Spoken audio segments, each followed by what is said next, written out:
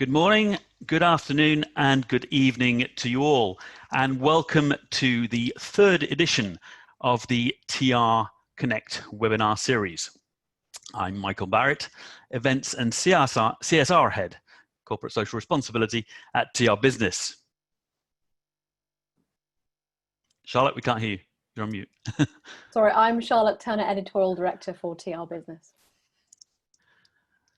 So Charlotte is going to introduce you to today's panelists in a few moments. But before she does, just a few words from me. We're still getting a number of participants logging in every second. So thank you all for joining us, whether you're joining from home or from your office, whether you're watching live or the recording of this webinar. And interestingly, we have as many, if not more, viewers watching the recordings of the webinars as we do live viewers. So each edition has been seen by well over 1,000 executives from across the industry so far, which is very encouraging. Again, for this edition, we've got over 750 registered and several hundred already tuned in, and more coming in every minute, every few seconds even. So I must say, it's great to see so many familiar names, or rather than faces, because I can't see you, you can see me, but it's great to see some good friends, old friends from the industry there logging in for each session. So it's nice to see you, even though I can't see. It's nice for you to see us, even though I can't see you. So in today's webinar, we've got a great deal to look forward to. There is a great deal happening in the Chinese market at the moment, as you'll no doubt be aware. We'll be hearing all about the Chinese traveler and the Chinese duty-free and travel retail market, the opportunities and the challenges from a wide variety of perspectives. We'll have consumer insights from Chinese travelers on their shopping behavior when international travel does resume. We'll have an overview of the Chinese travel market and how domestic travel recovery is shaping up so far. I've got an interview with one of the leading and fast-growing Chinese retailers, a perspective on how marketing to Chinese travelers is changing in the new normal, and a look at how Chinese consumers are behaving at home in the domestic retail channel. So you'll be able to ask questions of all our panelists today, so please do use the Q&A button for that. We'll have a few audience polls as well, once again, to gauge your views on some of the themes we'll be discussing today, so please do take part in those. We hope and trust you'll find it constructive and informative. Thank you again for joining, and Charlotte, over to you. Thank you for the introduction, Michael. I'm so pleased that, again, that so many of you are able to join us today. We have set the bar extremely high over the first two TRConnect webinars, but I can assure you that you will not be disappointed by the broad range of data, analysis and expert opinion that you'll be hearing today. And I fully anticipate some stimulating debate later on in our Q&A session too. We are very lucky to have a dynamic panel of hugely experienced professionals, with expertise, particularly in the China market. And I, for one, am really looking forward to learning more about the current state of China's travel and tourism market. Kicking us off today with a generous dose of the freshest data and analytics on the Chinese duty-free shopper is Anna Marchesini, Project and Business Development Manager for Mindset. Her presentation will be followed by that of Stephie Yang, Head of Business Development for the hugely popular app for Chinese travellers, Jessica's Secret, which I'm sure most of you will already be well aware of. Following this highly stimulating content, I will be talking to Evita Ku, who is the Deputy General Manager for China National Services Corporation. She will share her perspective of the current trading conditions in China and how exactly the company is adhering to new guidance for retailers whilst maintaining a high level of customer service. And after I speak with Evita, we will invite Sienna Parulis-Cook, Associate Director of Communications at Dragon Trail Interactive, to offer some real-world examples of new targeting and communication methods which have emerged in China, and many of which are transferable to the duty-free industry. And finally, we are delighted to welcome back Anson Bailey, who is Head of Consumer and Retail of the Asia Pacific Division for KPMG, who will be helping us understand the new consumer in China. Now, I'd like to remind you that all the presentations you'll see here today will be available later on today or tomorrow, depending on what part of the world you're in, along with the full recording of today's webinar. We do often get a lot of questions about, you know, specifics of the presentations, and they will definitely be available in full later on. So don't worry about that. Please also do take full advantage of the Q&A session, which will follow directly after the conclusion of all our presentations today.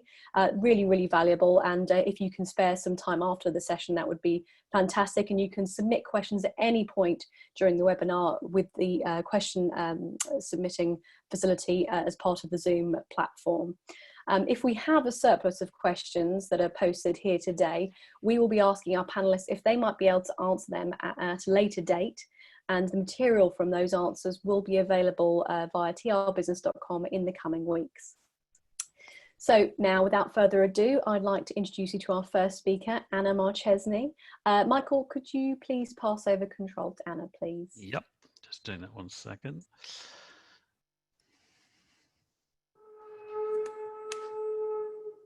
Sorry, Anna, 1 second, bear with me. I'm just trying to get this. No problem. For some reason, the, okay.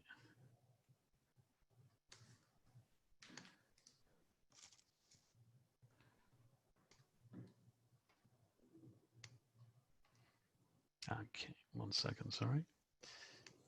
Sure.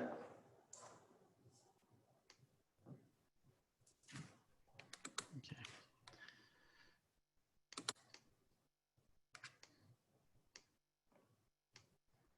Okay. Let me try. Yes. Very good. All right.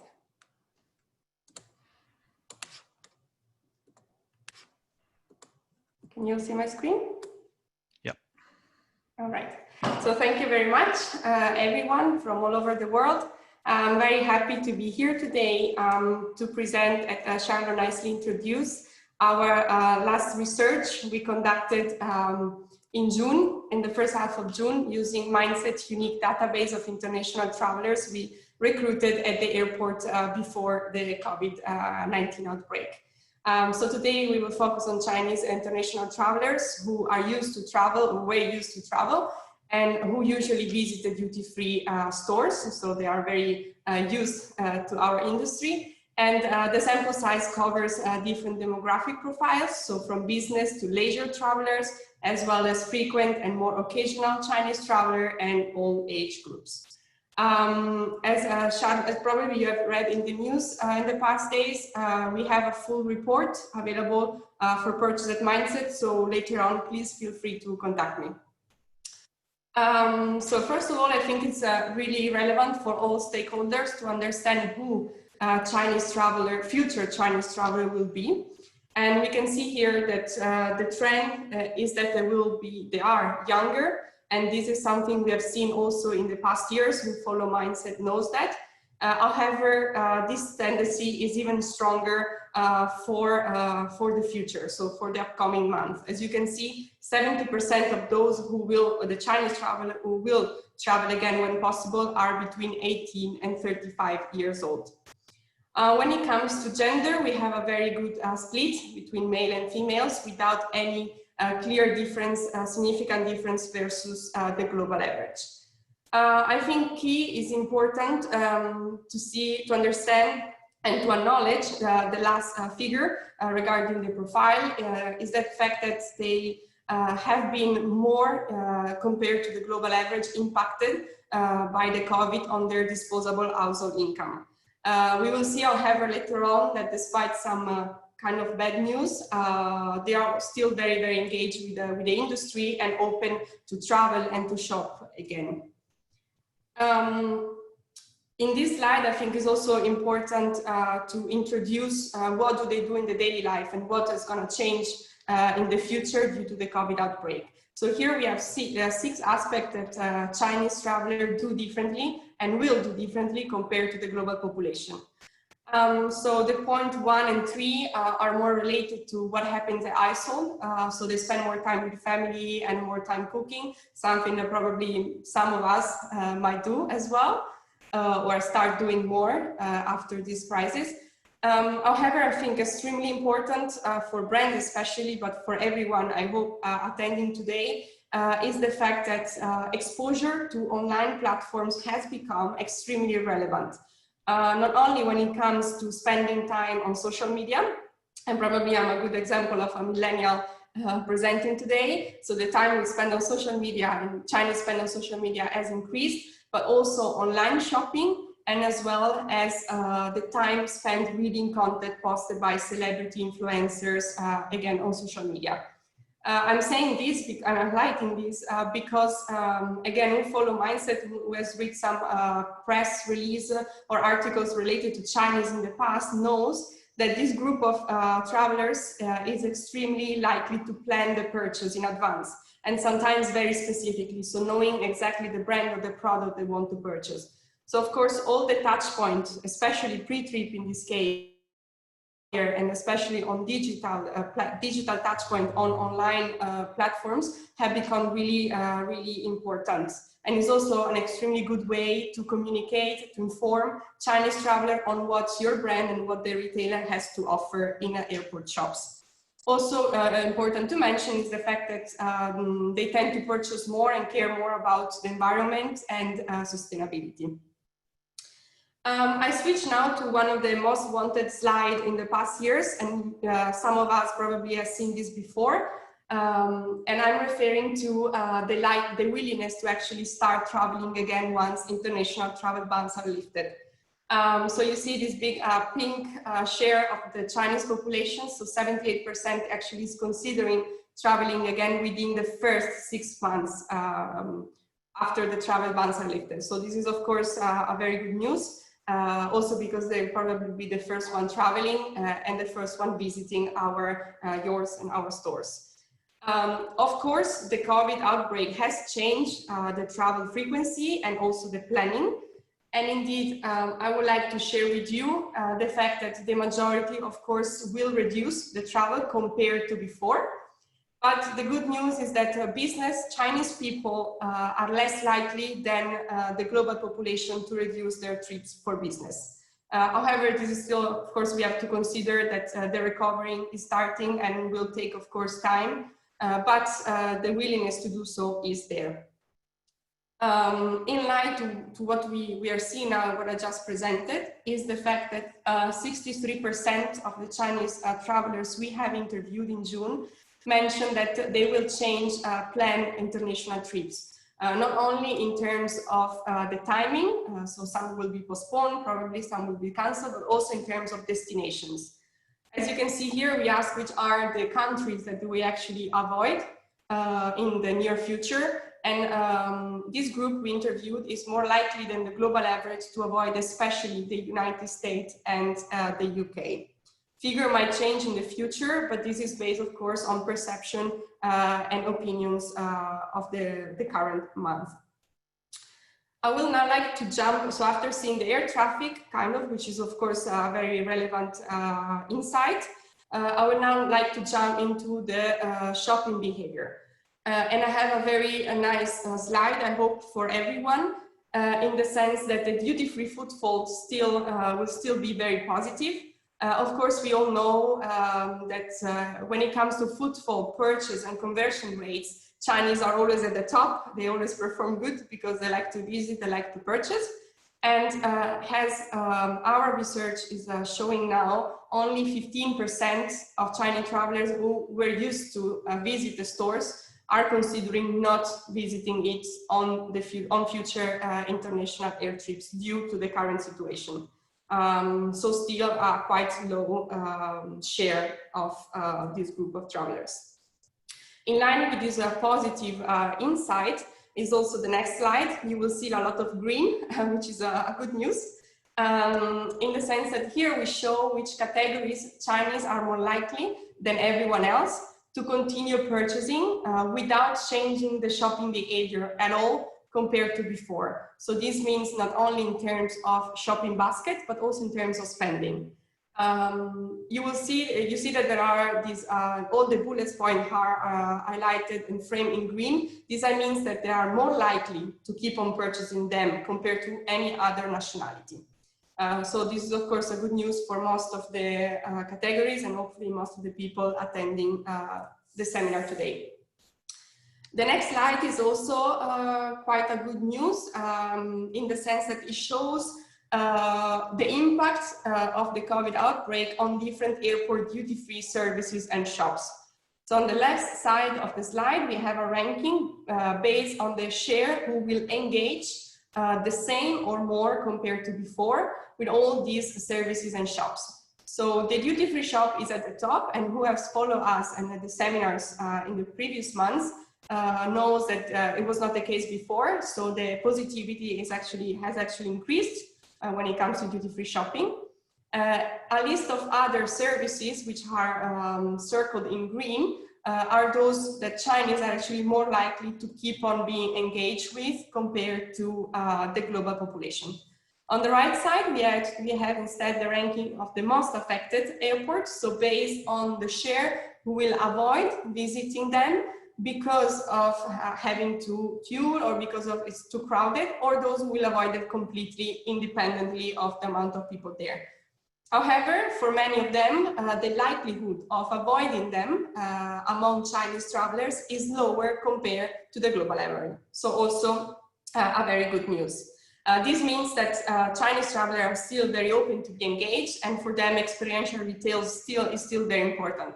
As we have seen in the very first slide, the big majority are millennials, and we have seen that for millennials, customer engagement and appealing and interactions are really key. And this presentation is again highlighting this aspect. I will now indeed jump into the experiential retail, which some people might have seen this slide already from previous studies. Of course, now we are focusing on Chinese.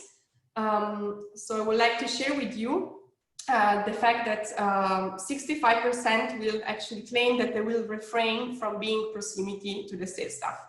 These highlight the fact that despite the willingness to travel, the willingness to visit and to shop, there are still very important fears and concerns about the entire situation, which will affect how the type of customer we are facing. Of course, this situation is diminishing the impact of a very vital touch point, which is the sales staff, which has been proved to actually turn browsers into shoppers. But we should not forget the right side of the slide, meaning that among those who refrain from being proximity to the staff, 58% said that they will take precaution if they have to interact with them.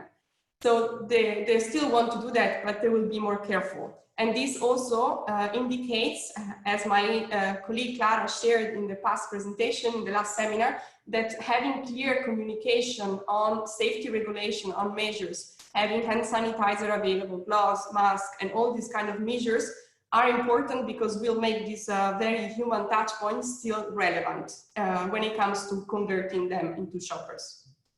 Similar finding, but more positive, I would say, is the next KPIs related to experiential retail. So only 37% said that they will actually refrain from testing and try products inside the store. And this very nice and positive green circle highlight the fact that Chinese are much more likely compared to the global average to actually test the items if it's necessary, but be more careful. So we have the same kind of results we have seen in the previous slide. And only 8% mentioned that they will avoid test all kinds of products completely, independently of the measure in place. Another relevant aspect is the online pre-ordering, and we decided to include this as well because we know that online platforms and as well pre-ordering are relevant to expose actually shoppers to what brands and what retailers have to offer, also to expose them to promotional discounts, offers, and travel retail exclusive items, and so on. So it's good to know that 25% actually will be more likely to pre-order online and then collect either at arrival or once boarding. I would like to highlight this gray part of the slide on the bottom because 16% mentioned they would actually be willing to use this service, but they don't know whether the airport offer it or not. So again, communication, consistent communication throughout the entire trip is extremely relevant, also in terms of what the brand has to offer when pre-ordering online. I will now jump into the last section of my presentation, which is the in-flight experience. because I think it also shares and make everyone understand how Chinese are still concerned about the situation despite their willingness to travel.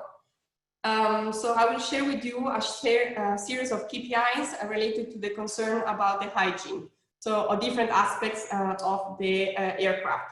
So the first of all is the seat. So we see that about 4 out of 10 mentioned that they are concerned about the hygiene of the seat.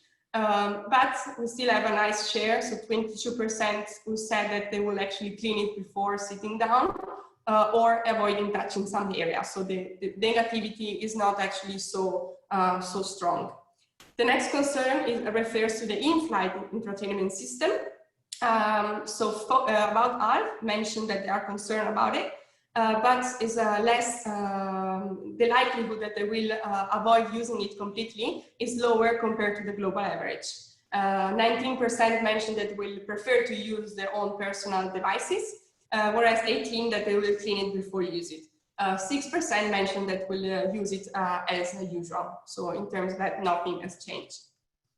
The last, second last KPI refers to the concern about the hygiene of the food and beverage. So of course, we are increasing a bit the share of those with concern, also because of the topic. But again, Chinese are more likely compared to the global population to continue eating and drinking on board as before, whereas the likelihood to refrain from eating and drinking completely is lower compared to the global average. The last KPI refers to the hygiene of the magazines and the press. So less people are actually concerned about this. And 23% among those who are concerned said that they will continue reading them as usual. So I think throughout the entire presentation, we have seen that the Chinese are very open, but some concerns are there. The last slide I would like to share is refers to the face mask. So the very vast majority would actually like and would feel safer if the airline staff wears the mask, as well as passenger. And I think it's nice to highlight the fact that the likelihood of feeling scared or intimidated by this is lower compared to the global average. So to wrap up, I would like to again mention the fact that as Chinese are the first one traveling, we have to learn and understand that they are different type of consumers because of the COVID outbreak. And we think that retailers and brands should somehow review their strategies on how better to capitalize on human touch points, which have been and are still important. And of course, as also my colleague shared in the previous seminar, there will be a much stronger emphasis on digital and of course on data-driven marketing. As I mentioned at the very beginning, we have a full report also for other regions available for purchase and mindset. So these are my contact details, and please feel free to contact me for any question or any information. Thank you, Anna. And you'll be able to hear more from Anna and her colleagues during the TR Marketplace Digital Forum at the end of September. And just bear with me 1 second while I bring up my screen. Can you all see my screen there, I think? Yeah. So, oops.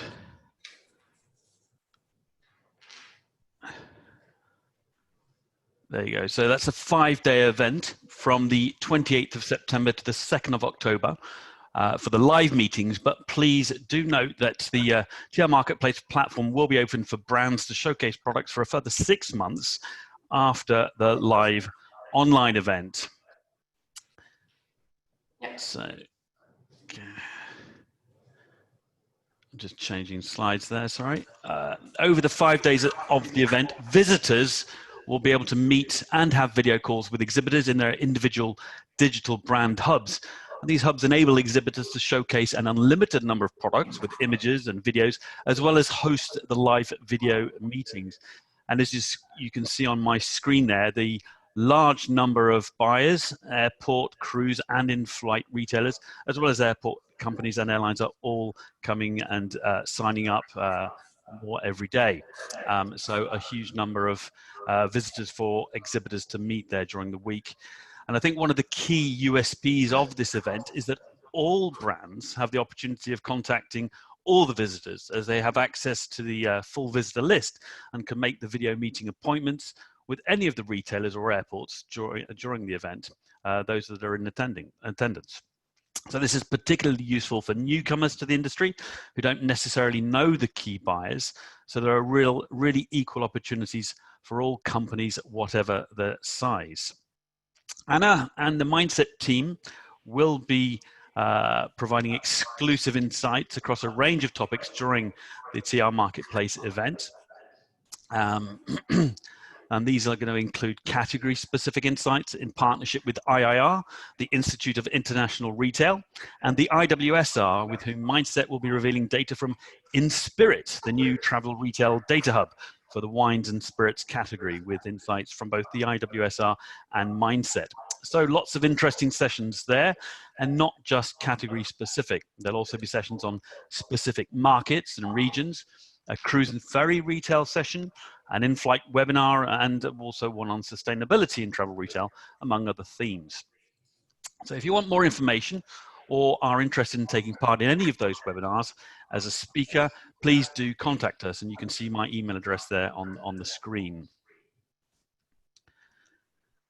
So you can find out more information on trbusiness.com/trmarketplace or by emailing any of my colleagues, Nigel, Ben or Helen, and you can see their addresses and their lovely faces on screen now.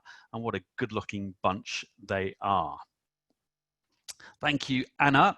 So if Charlotte, do you want to come back and introduce our next speaker, and we'll share the screen with Stephie. Thank you, Anna.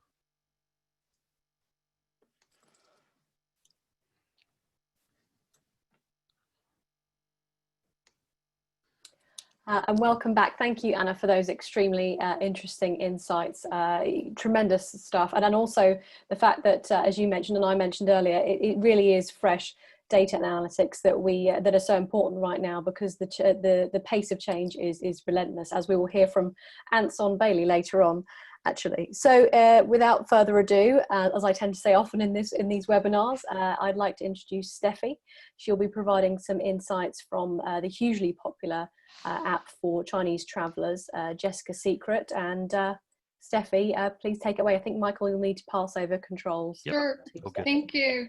Thank you to Charlotte for the great introduction, and thanks to Anna for the interesting data sharing. And as a Chinese person, it's so interesting for me to see those, because it feels like a self-demographic analysis to me. You know, very interesting. Thank you. Oh, they are in line with what you expected.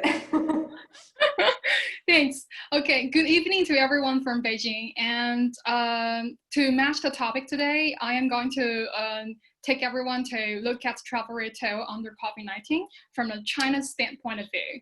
So due to the time limit today right here, and I probably might not be able to share all the further detailed illustration to each data that I will share later in my presentation, but all those informations were extracted from our released report, which is called Oriental Travel Retail Observer, and which is actually a column that our CEO Merkel generated with a few official organizations in China, and we only just released the first issue this week. So if you're interested in knowing more further detailed information or data, and please feel free to reach out to us. I will also upload onto my LinkedIn page.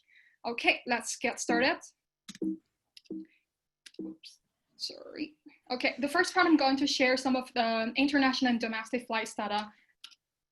On the left side, you can see we have the international arrival and international departure Chinese population in May. We have like on year-on-year data. You will see the comparison. So you probably could hardly see the red bars, which indicates the numbers of 2020.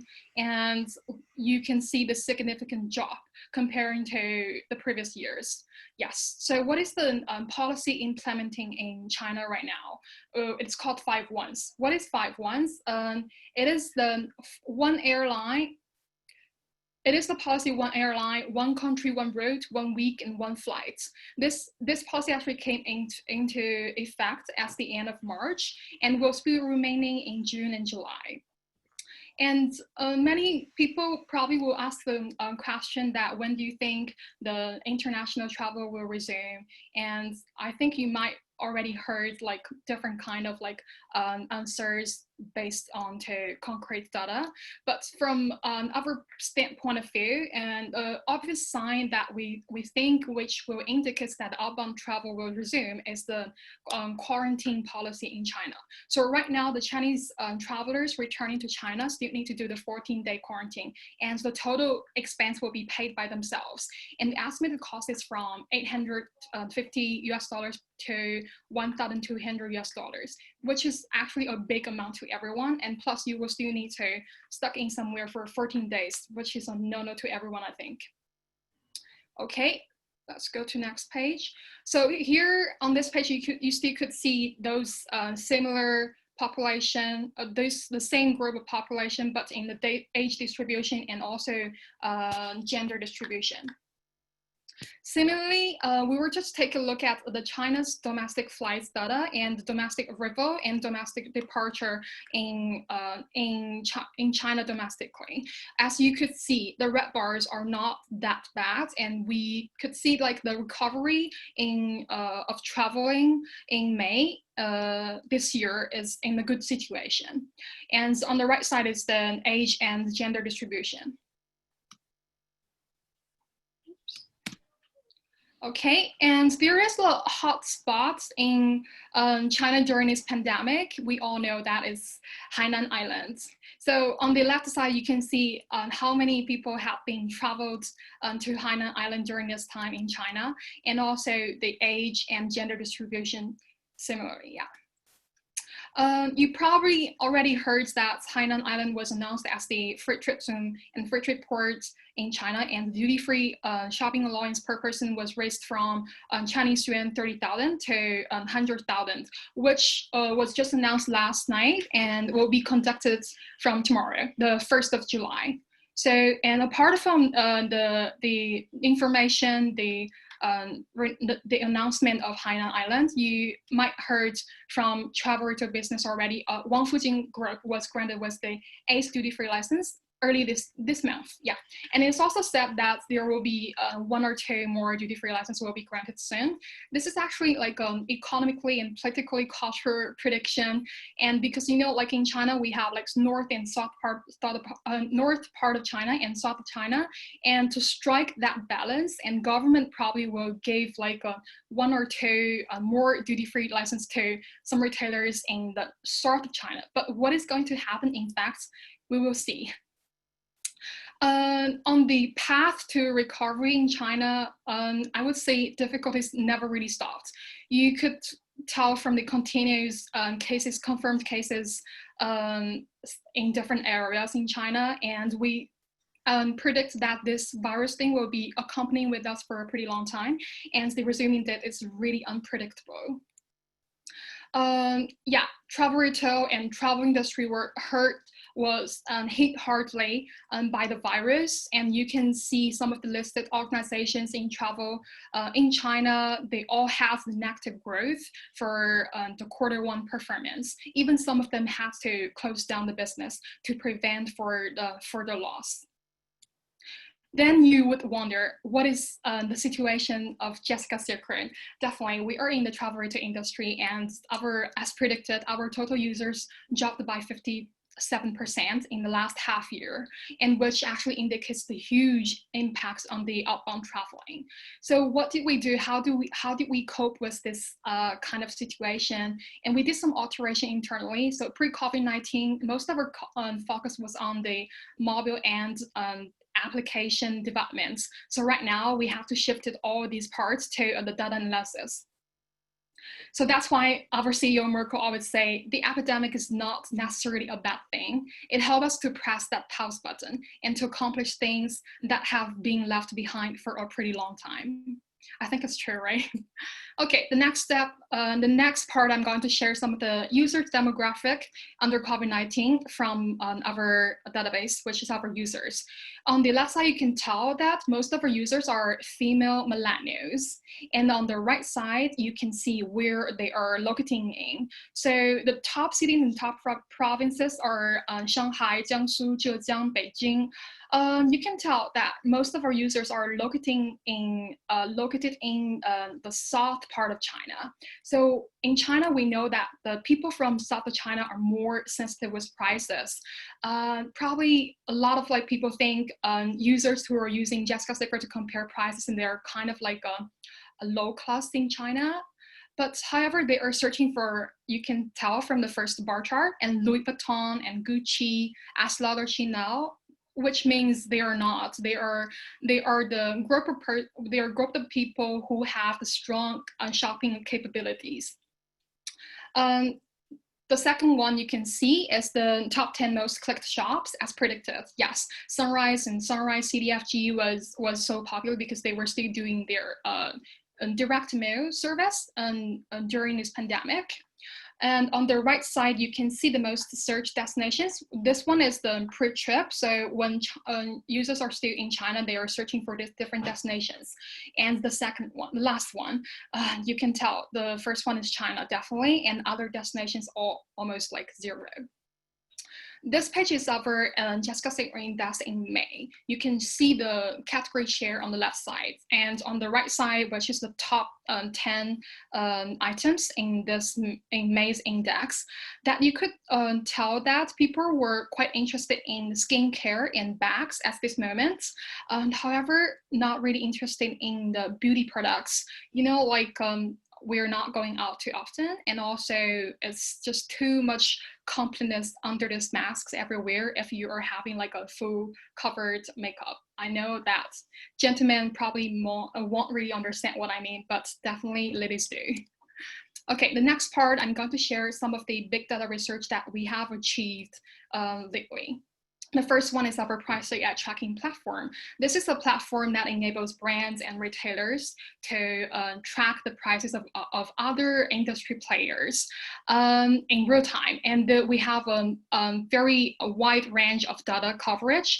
And these shops also include different types as duty-free shops and department stores, brands' official sites, and also even some e-commerce sites in China as Tmall. Apart from viewing the retail prices, we also provide some multiple discounted prices, special offer, membership credit, and cashback. So which will give you the explanation why the prices in Korean markets are not really, I mean the retail prices are not really competitive. But however, tons and travelers are going there and do a lot of shopping. Yeah. To be honest, they are doing a lot of the promotional campaigns as discounts and cashback over there. So with this too, you can easily tell which retailers they are doing different kinds of like promotion campaigns that you will have the valuable reference for your own marketing and pricing strategies. And all the data that you could view from this too are supported to be extracted into Excel that you can share with your team and even do the secondary processing.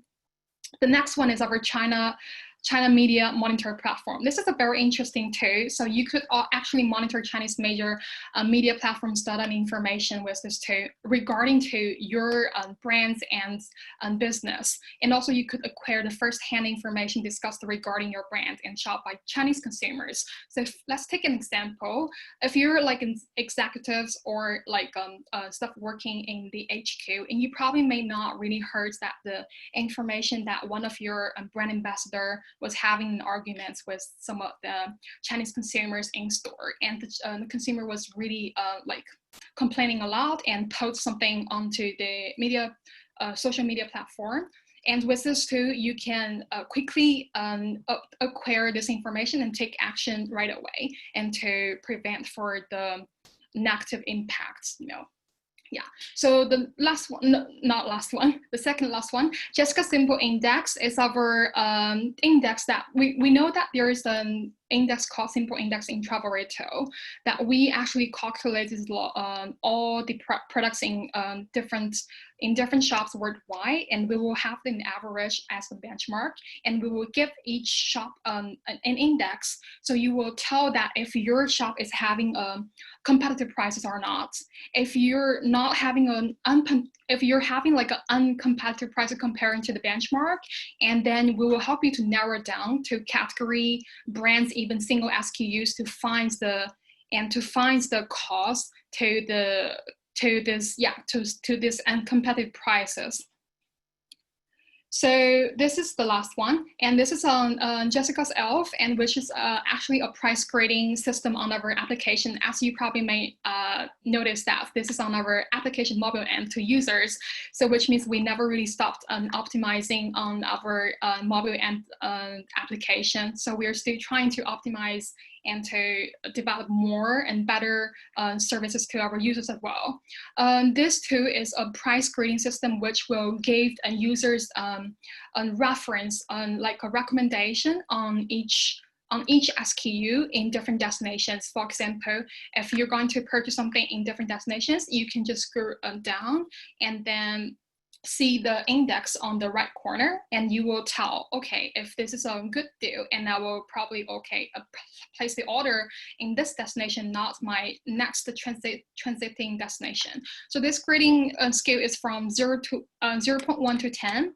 If the number is close to 10, and it means it's have like a pretty good deal. If it's like close to 0.1, which means it's a little bit pricey, probably you need to consider to switch to some other destinations that you will pass by. Okay, and I think this is everything that I'm going to share right now. And to be honest, to be very frank, and Jessica's Secret is still like new participants in travel retail compared to a lot of like of our industry peers, and so we are really look forward to hearing some of your suggestions and opinions to us, and then we will optimize our service to everyone and to do like a bigger contribution to the travel retail industry. And if you have any further questions or information or idea to share to us, and please feel free to reach out to us. Here is our CEO Mirko and also my email address for your reference. So yeah, thanks to everyone for listening. We will talk to you in the Q&A session later, I think.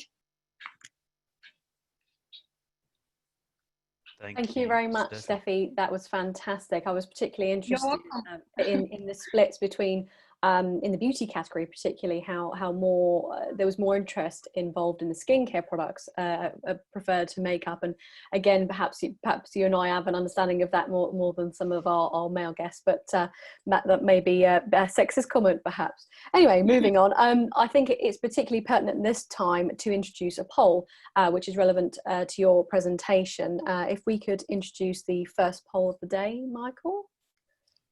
Okay, give me a second. All right, here we go. We've got 2 questions in the first poll. So you should see that coming up on the screen now. Okay, so first part. So do you have a China-specific digital marketing strategy for digital communications through online platforms? Yes, no, or not yet, but work in progress.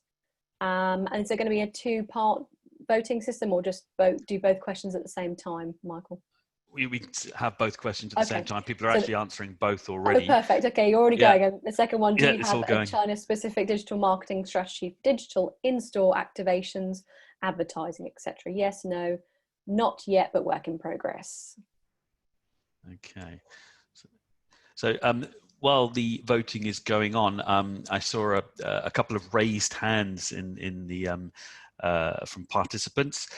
We will be taking, as Charlotte mentioned earlier, we're taking questions after all the presentations.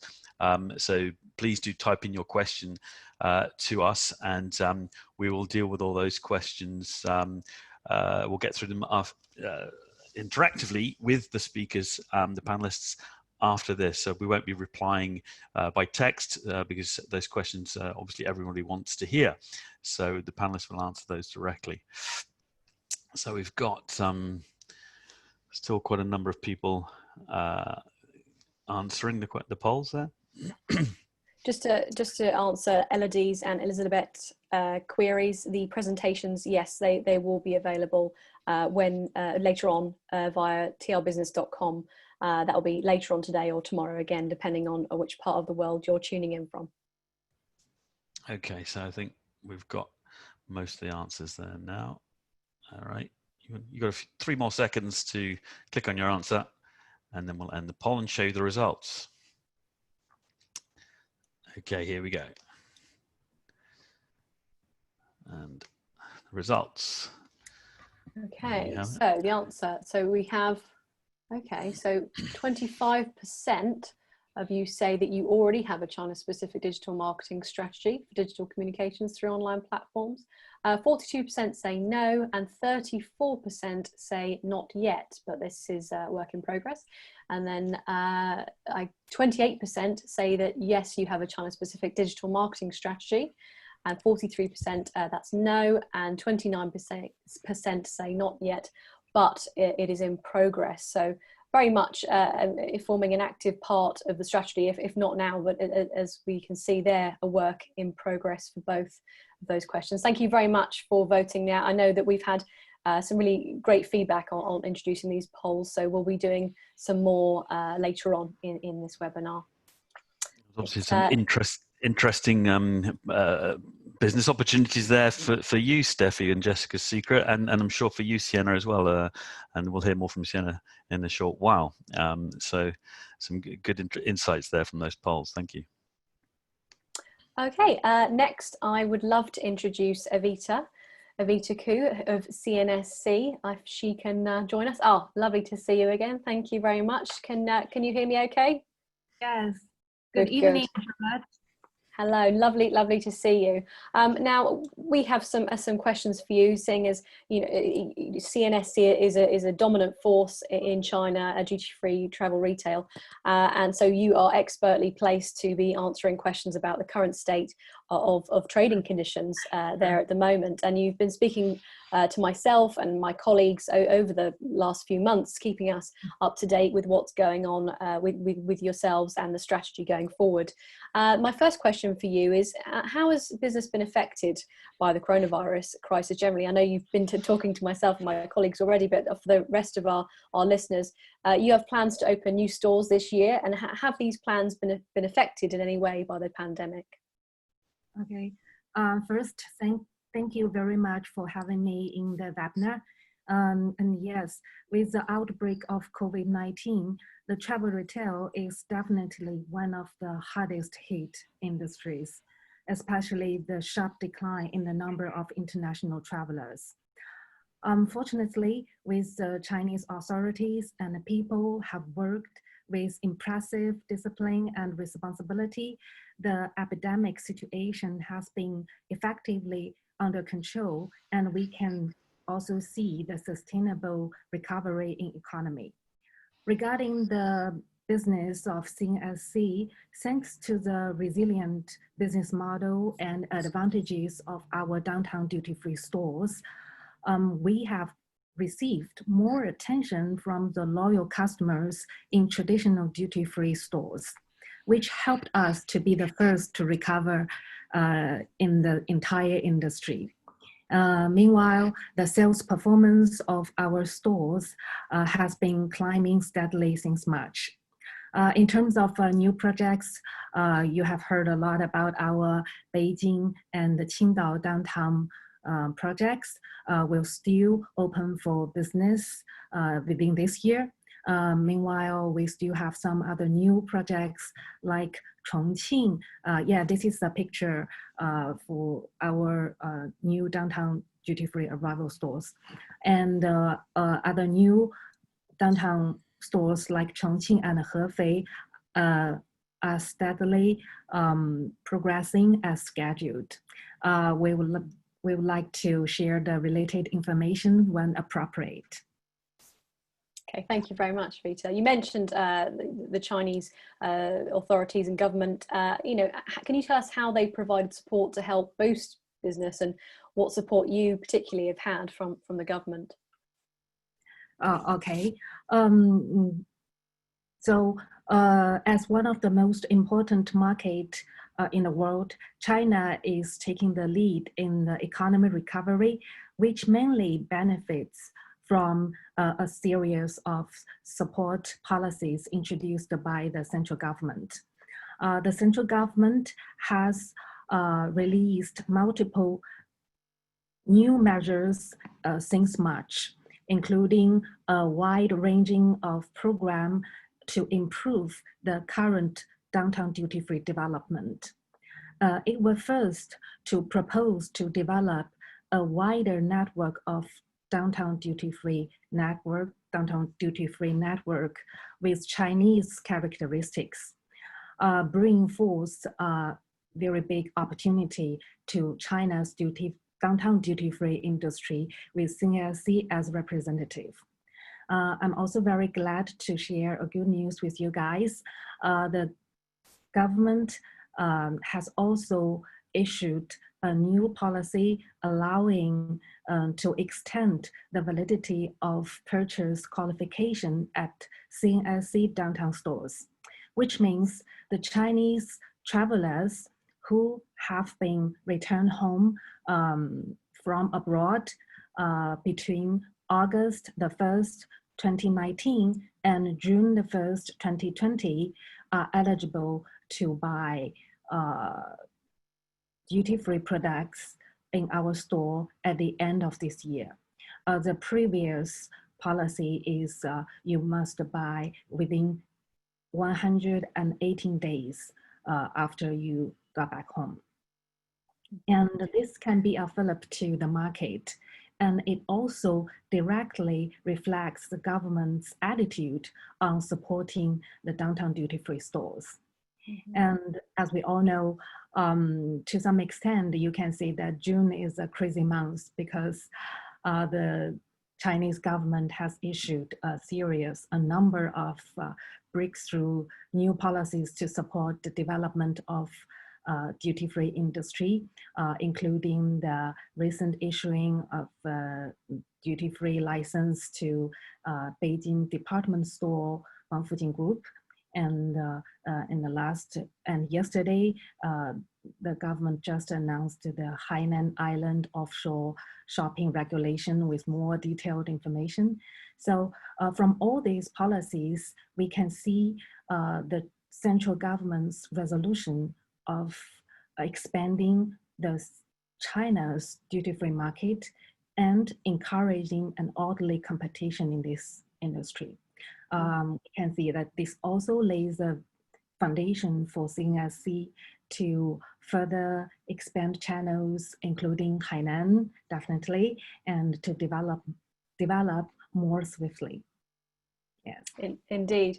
And you mentioned obviously the government support and initiatives which are encouraging people to shop. But what is CNSC doing itself to actually reassure customers that it's safe to shop? And what are they doing to really attract them in store itself? Yes, safe and health and safe is the most important thing in these days. So with the support of the brands, we have carried out a series of innovative measures which not only ensure the safety of the employees and the customers, but also greatly help to build customer engagement. Firstly, we actively expand the customer communication channels, especially further deepen the online marketing practice. All of our downtown stores have established all-around communication with our customers through multiple channels. For example, in order to build up the traffic and engage with our customers, our stores place advertisement on WeChat Moments, and we also collaborate with the KOLs to launch live streaming and streaming videos across multiple platforms like Little Red Book, TikTok, to guide the customers around our store and to promote the brands and products online. And secondly, we bring out the best of downtown duty-free stores to improve the service. During the pandemic, each of our store strictly implement daily disinfection of the in-store environment and daily health examination of each employee. We request both the staff and customers, the visiting customers, to wear masks. We take the customers' temperatures, we record their basic informations, and we also take measures to control the number of customers so that we can provide one-to-one service to avoid too many contact with strangers. And besides, some of our stores have started the online reservation service, and some even provide the customer pickup service. So thirdly, we make full use of the holiday consumption time to carry out marketing activities, including the season for outing in April, the Golden Week in May, and mid-year promotion in June. So it turns out that all the series of measures we have taken have given an impetus to our sales. Indeed, the time is running away with us, and I could talk to you for hours. But I have one more question for you. You've mentioned we've heard throughout the webinar so far today the prominence and growing importance of online communication, but also shopping online. And we have will brick and mortar stores in China and beyond be overshadowed by this emphasis on digital and online, in fact, in the post-COVID world? Yeah. Whether the physical stores will be replaced is a frequent topic of discussion. In fact, China has undergone a very similar course when the e-commerce began to emerge in 2003, the outbreak of SARS. At that time, the physical stores faced a big challenge. However, after a period of market adjustment, the offline entities gradually strengthened their presence in this market, while the online retail still has kept the speed of faster development. So finally, the online and offline found a balance with each other. Shopping online is just one kind of shopping purchasing patterns.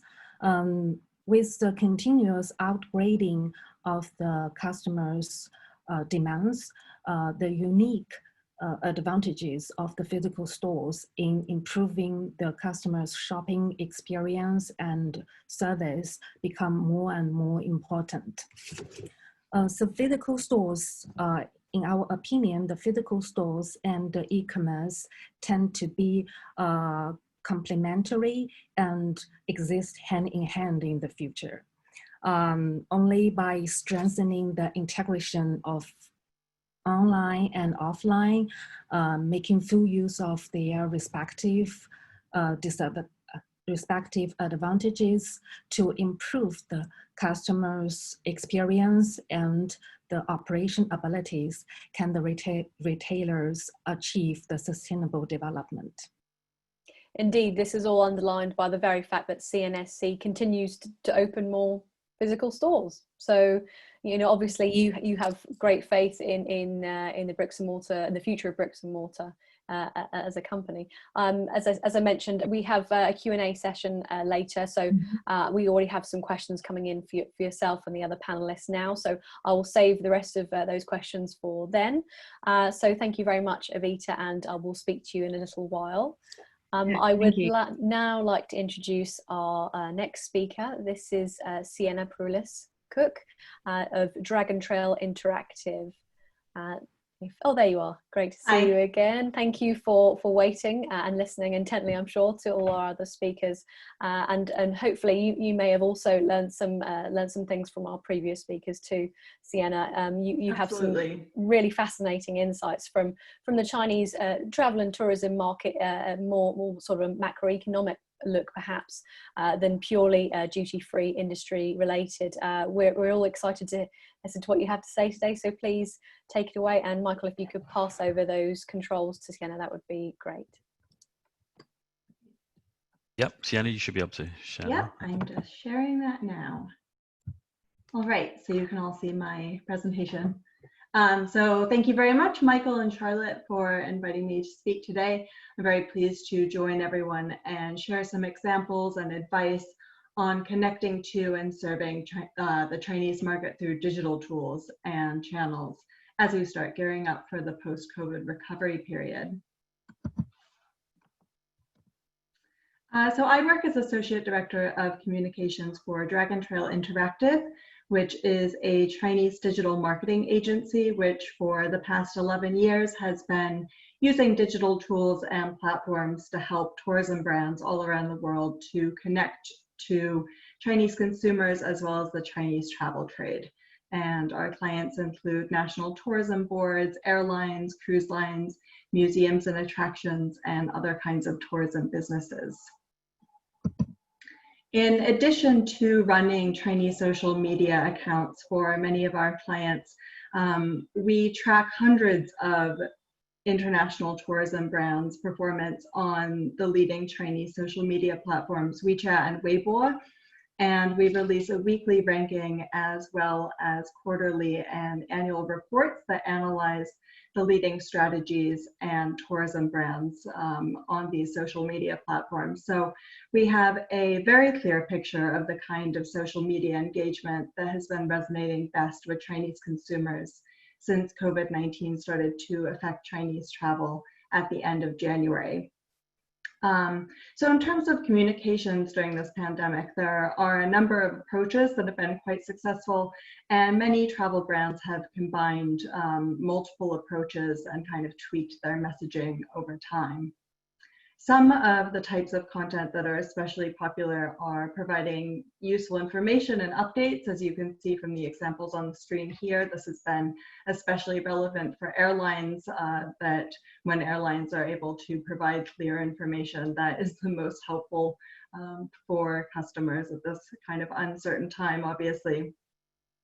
Some of the other strategies and topics that have done quite well with Chinese consumers have been just staying visible and in touch, kind of not going dark during this period, even though consumers can't travel, providing support, so material, moral, or both, emphasizing safety and hygiene protocols in your destination or from your business, providing entertainment for housebound Chinese, engaging your followers and kind of attracting new followers during the lockdown period through giveaways, and joining the conversation and staying relevant. So this means staying on brand, but also tweaking your message to make sure that you're connecting to the kinds of topics that consumers are talking about under these new and changing circumstances.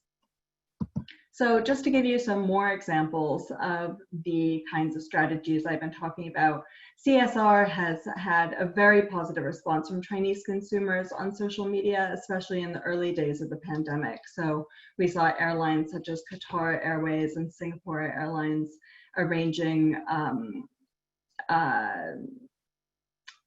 shipments of medical supplies donated by their governments on cargo flights, as well as Japanese DMOs like Gunma Prefecture and Nagasaki.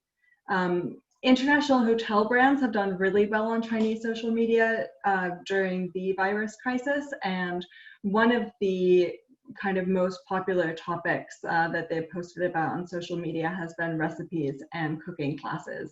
I think at the beginning of this webinar, we saw how Chinese have been more likely to be doing cooking at home. I think this is true for people all around the world, but international hotel brands were really able to tap into that trend. moving forward, as travel begins again, the most important topic for Chinese travelers, and I assume travelers from all over the world, is going to be safety and hygiene. And there are a number of ways to communicate this kind of messaging, what you're doing on social media. So we can see from the examples here, Thailand, for instance, has used illustrations to talk about their new safety and health administration. Milan shows that you can still be high fashion, even if you're wearing a face mask. Emirates Airline has promoted their new Safety Essentials Pack as a new amenity that you receive on the flights. All Nippon Airways, as well as many other tourism brands, have used photos to kind of document their safety protocols. And then Cathay Pacific has stressed that a face mask is just as important as your passport with their new travel essentials checklist. One of the kind of social media strategies that we've seen getting a lot of traction recently, I would say just in the past month or so, has been giveaways. And this is partly because obviously there isn't so much travel going on right now, and brands are looking for what kind of content they can share and how they can keep their audience engaged. But on the other hand, giveaways are a good way of attracting more followers and a new audience. And then this new audience can be targeted with marketing once travel does start up again. So moving on, the biggest new trend for tourism marketing in China to come out of the COVID-19 crisis has certainly been live streaming. So live streaming is not new in China at all. It's been very popular for entertainment and e-commerce for many years. But what is new is that it's suddenly really big for tourism and travel sales.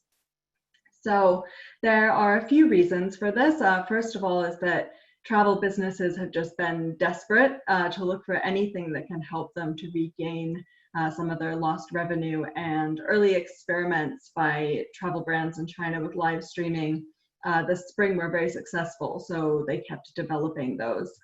Another thing is that e-commerce, live streaming for e-commerce is so established in China, and one of the reasons that consumers like e-commerce live streaming is that it gives them more confidence in buying a product and allows them to really get to know a product very well. So at this time of reduced consumer confidence, especially for things like hotel rooms, for instance, being able to see a live stream means that the consumers then know that product better and they feel more comfortable than purchasing it.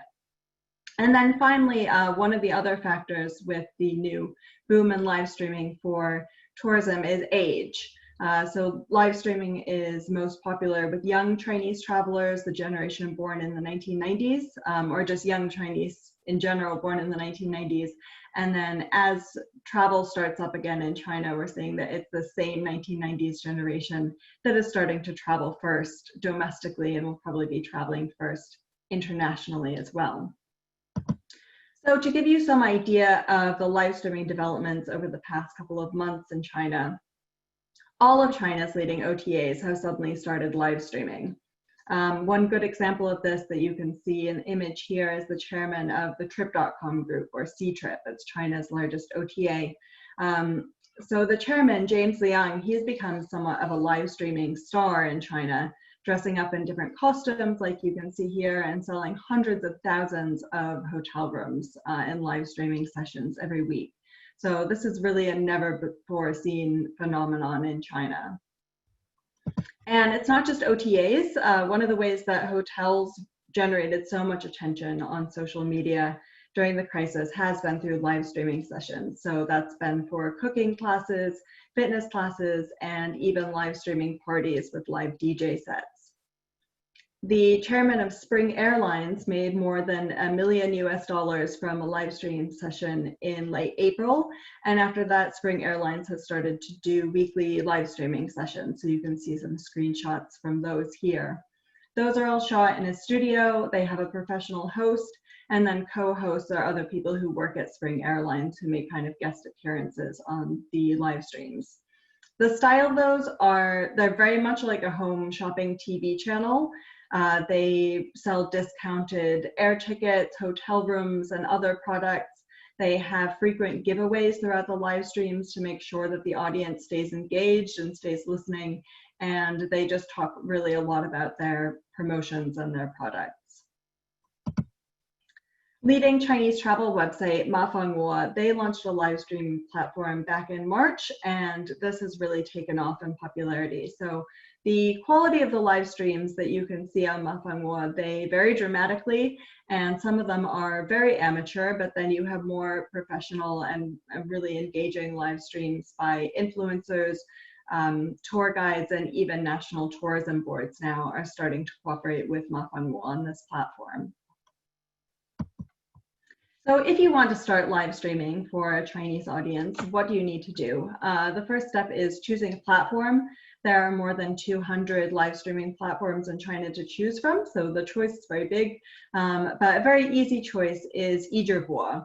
Yijibo is a live streaming platform that's integrated into Weibo, and you can get an account and sign into it very easily through an existing Weibo or WeChat account. Next, you'll want to get a host. This should be a native or totally fluent Chinese speaker, and preferably somebody who has experience doing live streaming or presenting, tour guiding, or sales. You'll also need to prepare. Obviously, live streams are done live, but that doesn't mean that you don't have to do a lot of preparation beforehand, kind of experimenting with the platform and preparing what you want to show and what you want to talk about during the broadcast. And then finally, make sure that you're promoting that broadcast to get listeners when you do the live show. So moving on from live streaming, travel's new normal is going to see a big reduction in close proximity situations and shared touched surfaces. And there are a lot of great examples of how to make that work that we can see in China, and then take that and bring it overseas, I think. So now it's about 90% of Chinese tourist attractions have already reopened, but they're not just letting people show up randomly, they're limiting numbers and making people reserve for special certain time slots throughout the day. And you can do that quite easily via mobile platforms such as this WeChat mini program that you can see here for museum reservations. Many hotels in China for years already have allowed for self-check-in through contactless kiosks where you just scan a QR code on your own phone. So this is a good way of really reducing contact. Then also many hotels in China and some outside of China as well have been providing information on hotel facilities and local areas through WeChat mini programs in place of the kind of traditional brochures and books that you find in a hotel room. And finally, mobile payments. Obviously, they're huge in China. They're used everywhere in urban areas, especially for everything from street food to paying utility bills.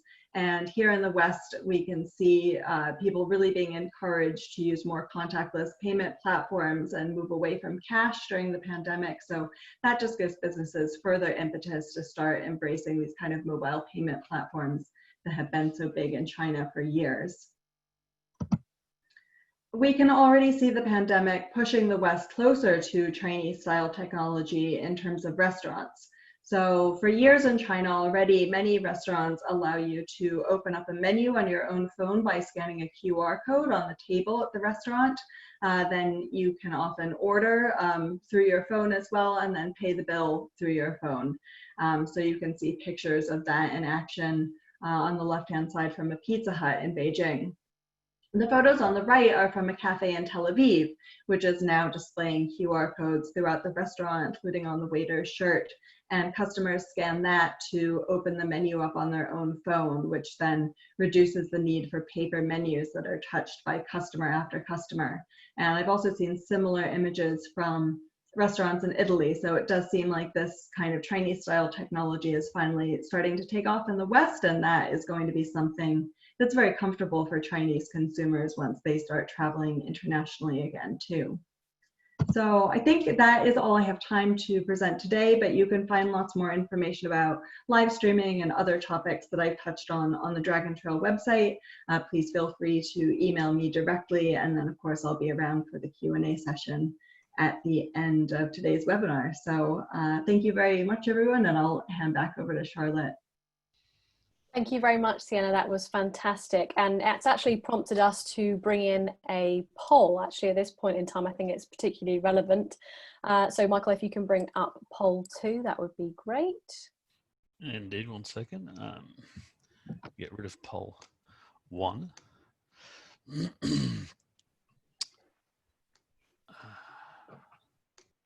we go. There we go. So has your company already conducted a live stream specifically for the Chinese market? What I found fascinating there in Sienna's presentation is that, you know, all these live streams that have been taking place by the tourism companies, the airlines, and so on, are talking to exactly the same customer base that our industry is talking to. So it'd be interesting to see whether our industry is following suit or has been doing for a while. Doesn't look like it though. There's still some people to answer. A few more seconds. Yeah, it's quite new, and I think people maybe don't realize that. I think it's here to stay. It was growing slowly for tourism, and then all of a sudden it's really, the virus has been a watershed moment for live streaming, and I think will stick around. Indeed, it sounds like it. Okay, so we're going to cut the poll off in 3, 2, 1. Here we go. And I'm going to share the results there. So it seems, yeah, it seems that there's a big opportunity for the live stream sites there to to talk to the people in our industry. So Sienna, I think you can make some introductions there, if not already. Okay, thanks, Michael. And we now would like to introduce our final presenter of the day, and that is Anson Bailey. He's obviously joining us. He's come back again. He enjoyed it so much the first time that he joined us for our very first TRConnect webinar, and he is the Head of Consumer and Retail for the Asia Pacific division of KPMG.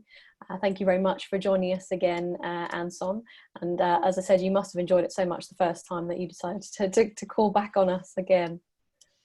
Yeah, absolutely, Charlotte, and great to be back together with you and Michael. And what a great panel that we have got today. So again, a big thank you for those invitations. I really just wanted to share a few ideas with everybody about, again, understanding these new consumers. Again, I was listening what Anna had to say along with Stephie, Evita, Sienna, and there was just great content and I think some great insights.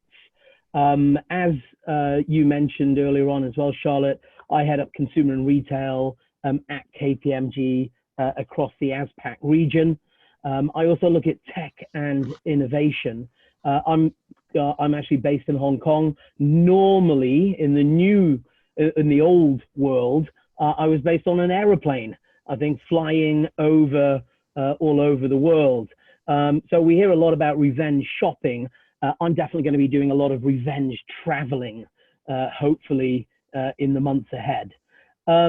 I just really kind of wanted to spend the next 10 minutes to share with everybody perhaps some of the insights that we're seeing at KPMG, and we're talking to a lot of our retail clients, but equally hospitality clients and those various travel and transportation clients.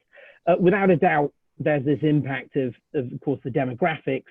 We're seeing the impact, of course, of geopolitics with China-US trade relations that are being strained. And of course, on top of all of those, if you like, black swans, we're also, of course, now dealing with this coronavirus, COVID-19. So again, a big question, I think, for all of us, is there going to be a travel retail apocalypse?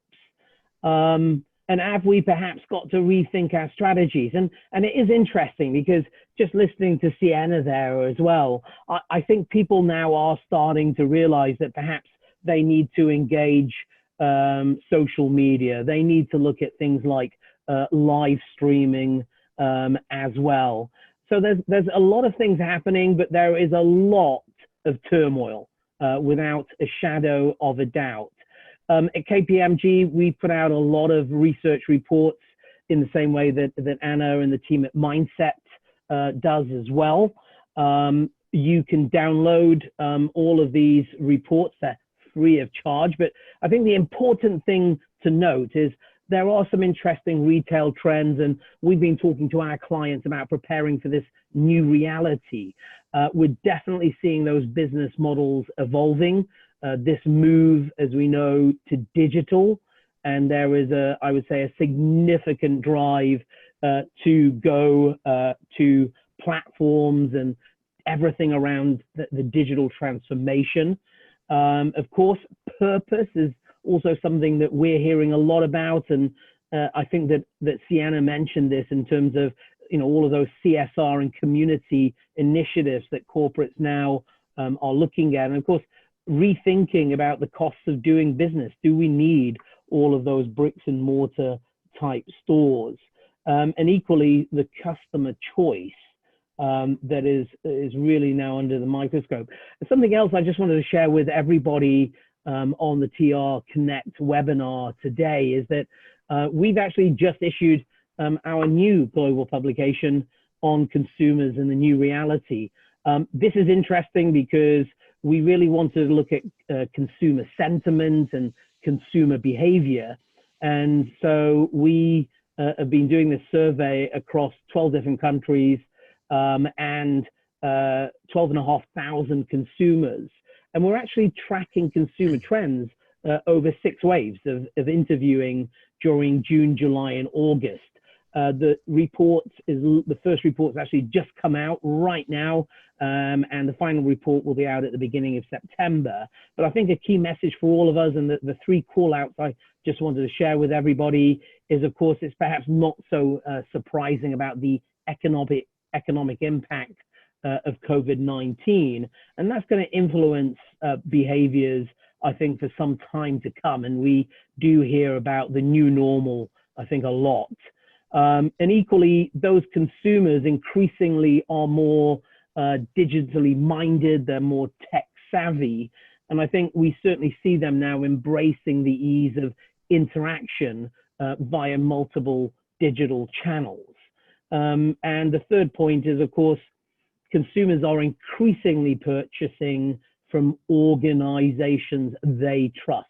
And I think for all of us, I think that is a key message, because trust equally goes hand in hand with your values and goes hand in hand with purpose. Now, again, we've got to compete in this mobile first world. And I think in China in particularly, we see the fact that we are living and breathing in this mobile first world in terms of, we talked about the likes of TikTok, but then if we look at Alipay and we look at those WeChat users, the internet users in Asia, those numbers are growing. Smartphone usage here in the world, is growing, and in particularly that smartphone usage is growing here in China, but also across the rest of Asia. And I've been talking about Chinese consumers for many years, and in fact issuing reports about Chinese consumers, I think, for the last 15 years, where of course for many years it was always COD, it was always cash on delivery. And what is remarkable is the leapfrogging that we've seen with that technology as well, Charlotte, because of course now we've got something like 765 million mobile payment users in China, and those numbers seem to be increasing on a daily basis.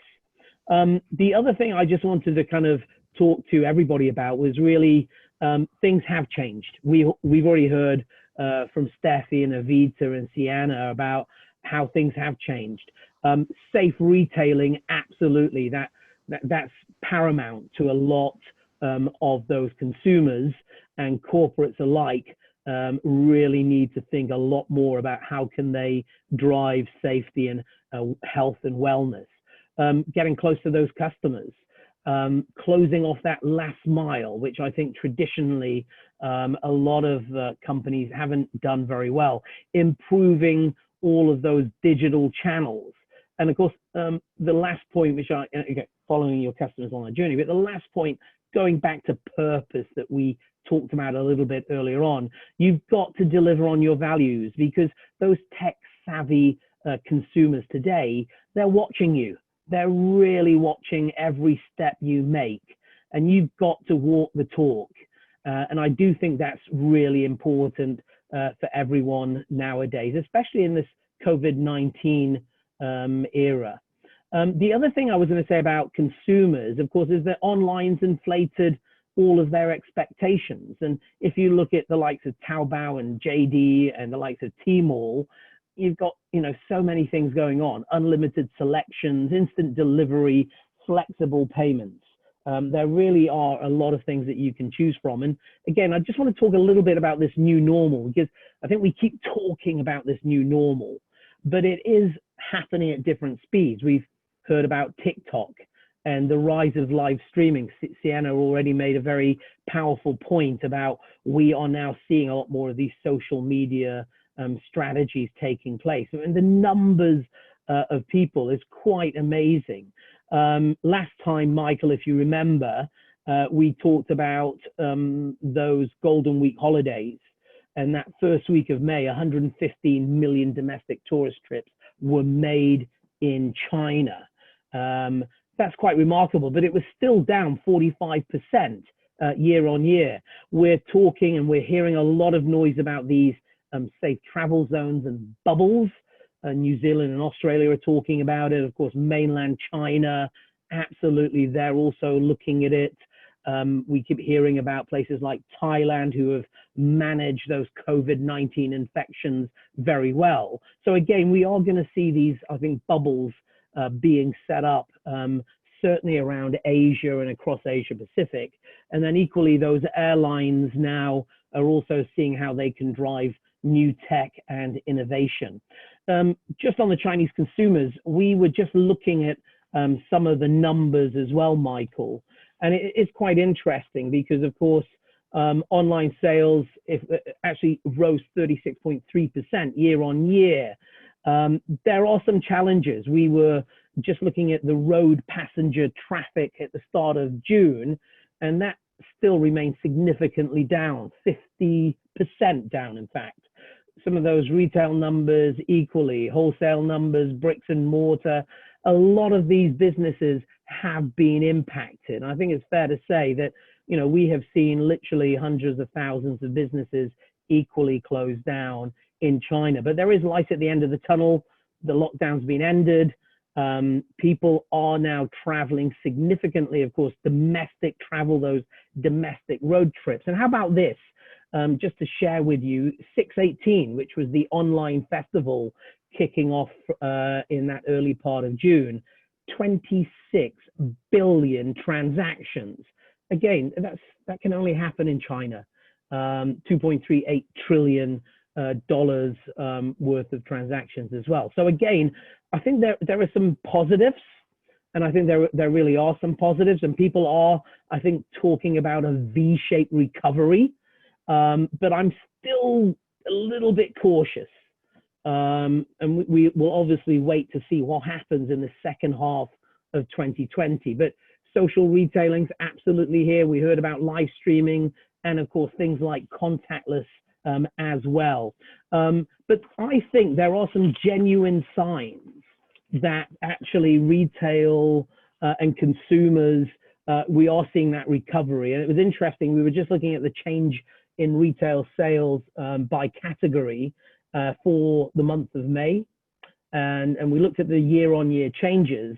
CPG was up 17%, non-alcoholic beverages up 17%, cosmetics, again, up by 14%, food and grocery 11%, tobacco and liquor up by 11% as well. So there are, I think, some promising signs, but it's not, I don't think we've got to be careful about what we are going to talk about, what we're going to see.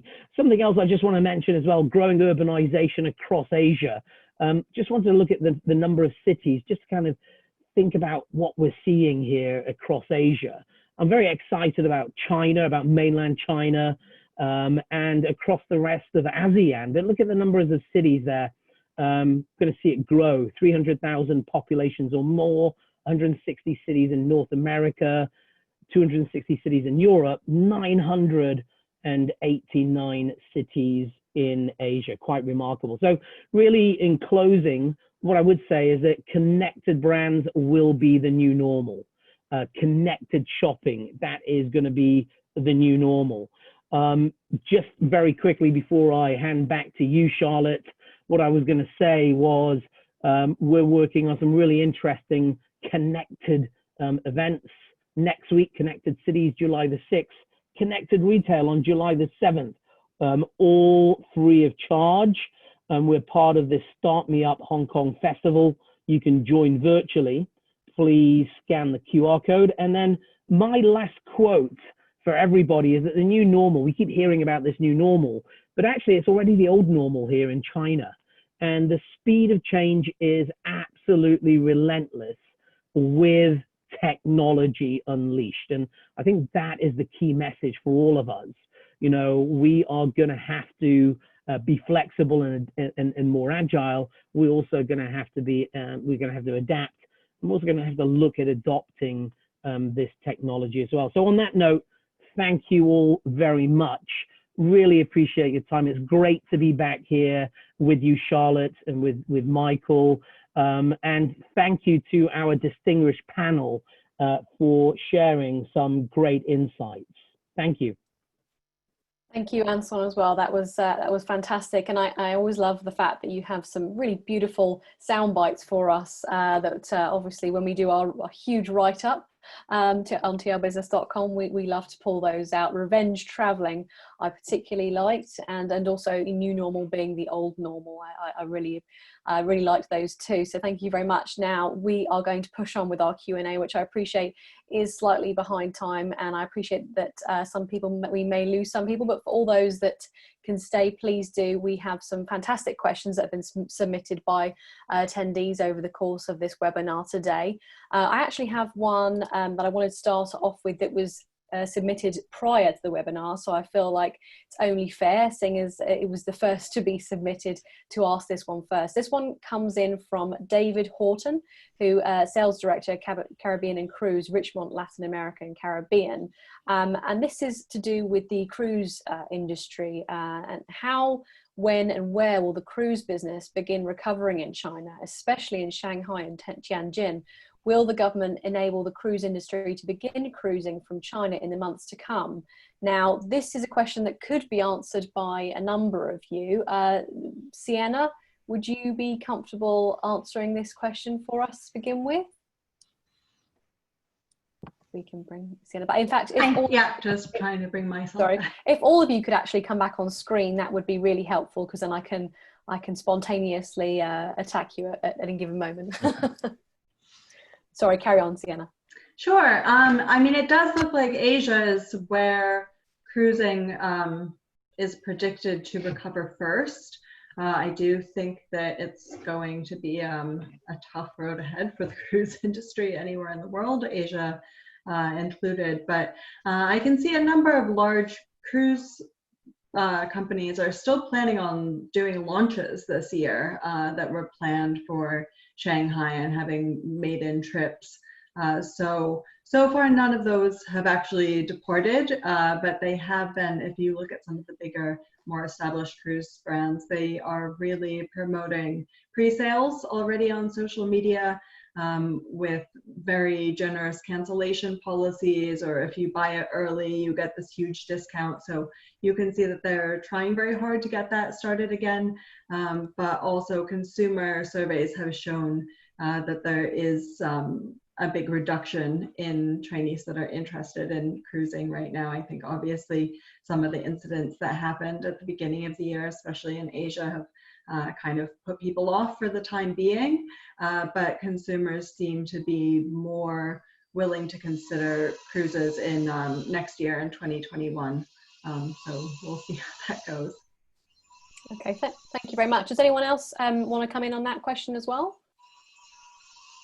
No worries. I'll move on to the next one. We have plenty to get through. I have a question here for Stephie first and foremost. This is from Pedro Vargas. There has been a tendency of Chinese consumers to purchase luxury items, or indeed that has been the overwhelming perception. Is this going to continue to be relevant for the younger consumers, i.e. millennials and post-millennials? Oh, you're on mute still, Stephie. Sorry. Okay, thanks for the question. So as the data that I shared in my slideshow, and you probably may already know that most of our users were searching for luxury brands, and we still think like millennials are still the biggest shopping force in luxury brands right now still. And we still think that even under this pandemic thing and after COVID-19 still, they still keep this kind of like revenge consumption thing and consumption feeling, and to consume more after all those things recovered. Yeah, so as the question that I would say, yes, still, so the luxury brands still will be popular, and to millennials, especially to the new millennials, which actually match the demographic of our users, which love to travel outbound and love to fashion and like to use internet for searching for all information. Sorry, that's my puppy. He's too bored that because I was like ignoring her all night long. Yes, that's my answer. Okay, sorry. Thank you very much, Stephie. Thank you. Charlotte, can I just add in there, because I think Stephie made a very good point. I do think revenge shopping, and I talked about revenge traveling, but I think revenge shopping on luxury products, I think that will continue. I also think that's probably down to the inability for that overseas travel.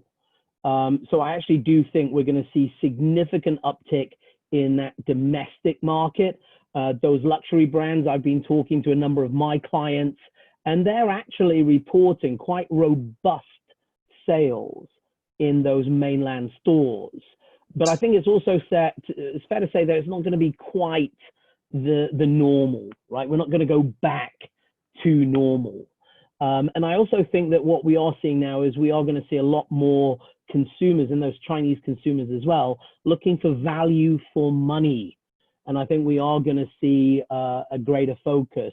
I had a chat with the value retail team over in Shanghai, the outlet malls, and they were expecting significant uptick in sales in those outlet malls.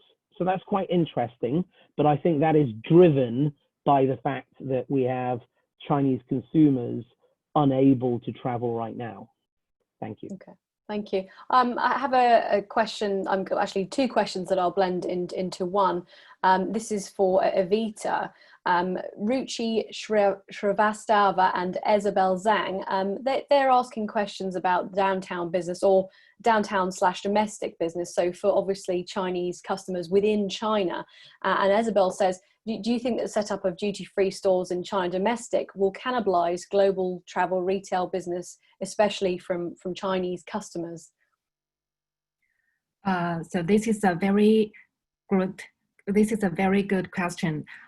So after you have learned the details of our downtown duty-free policies, the current ones, that is quite different from the other kind of duty-free policies in the other countries.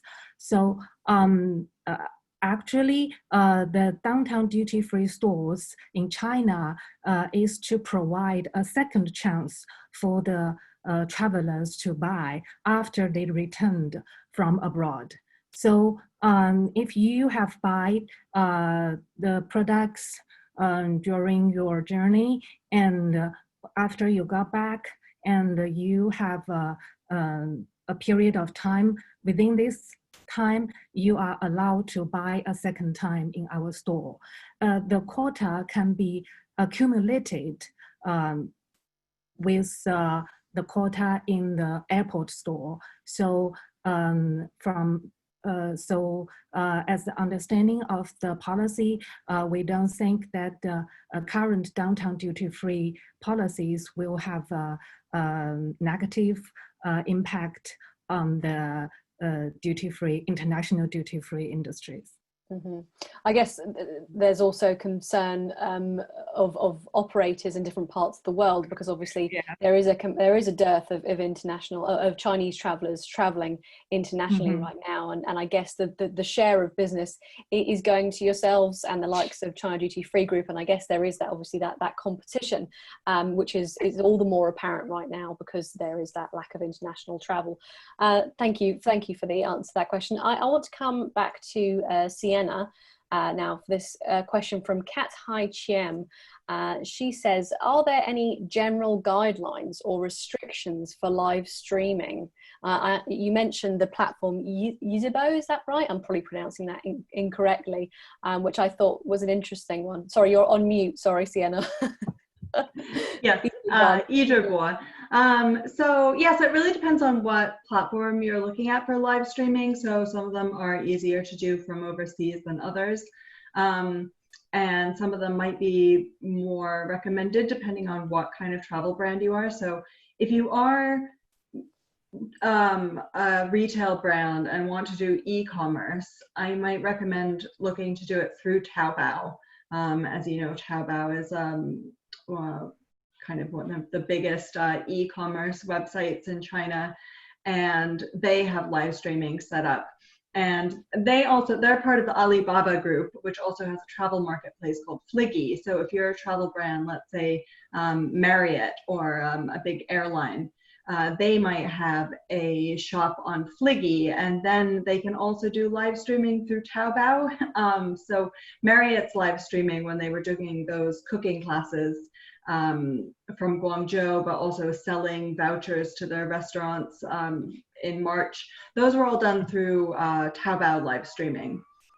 But if you are just doing live streaming kind of more as a tourism board or just a first foray into live streaming, I would recommend Editorial, because that is a really easy one to get that doesn't seem to have international restrictions. Like if you already have a Weibo account, you can easily get an Editorial account. I just downloaded it last week and was able to sign in through my Weibo account, and it allowed me to start live streaming immediately if I wanted to.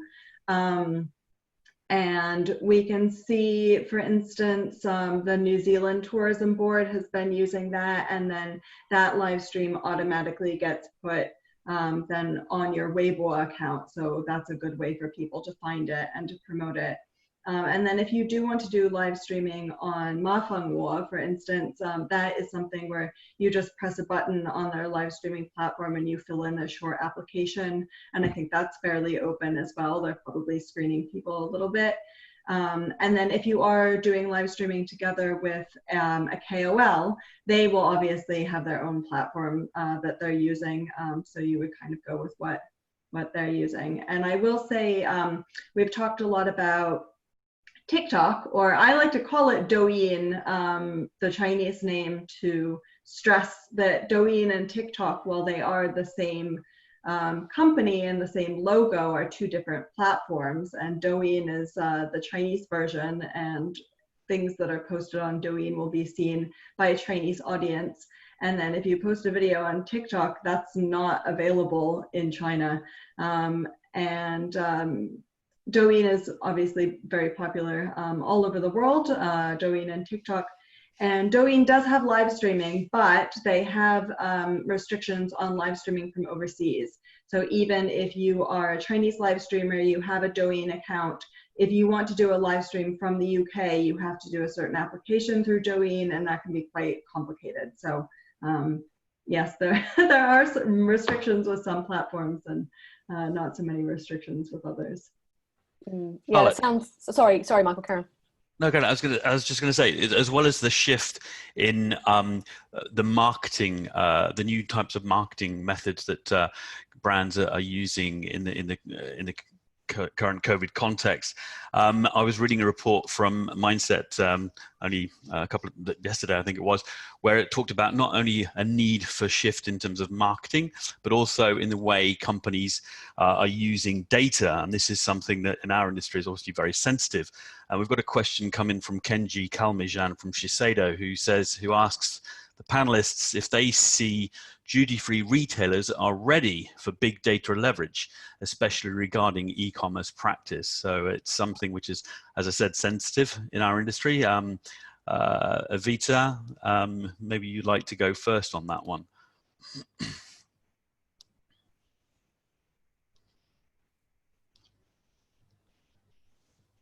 Can you hear us, Evita? Yes, yes. So do you think travel retailers, duty-free retailers, are ready for big data leverage with regards to e-commerce, which, you know, obviously sharing data with the various stakeholders that you're working with, like the brands and so on?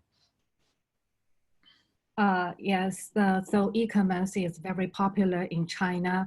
So we Chinese retailers are very familiar with all kinds of e-commerce matters, including the in-store e-commerce practice,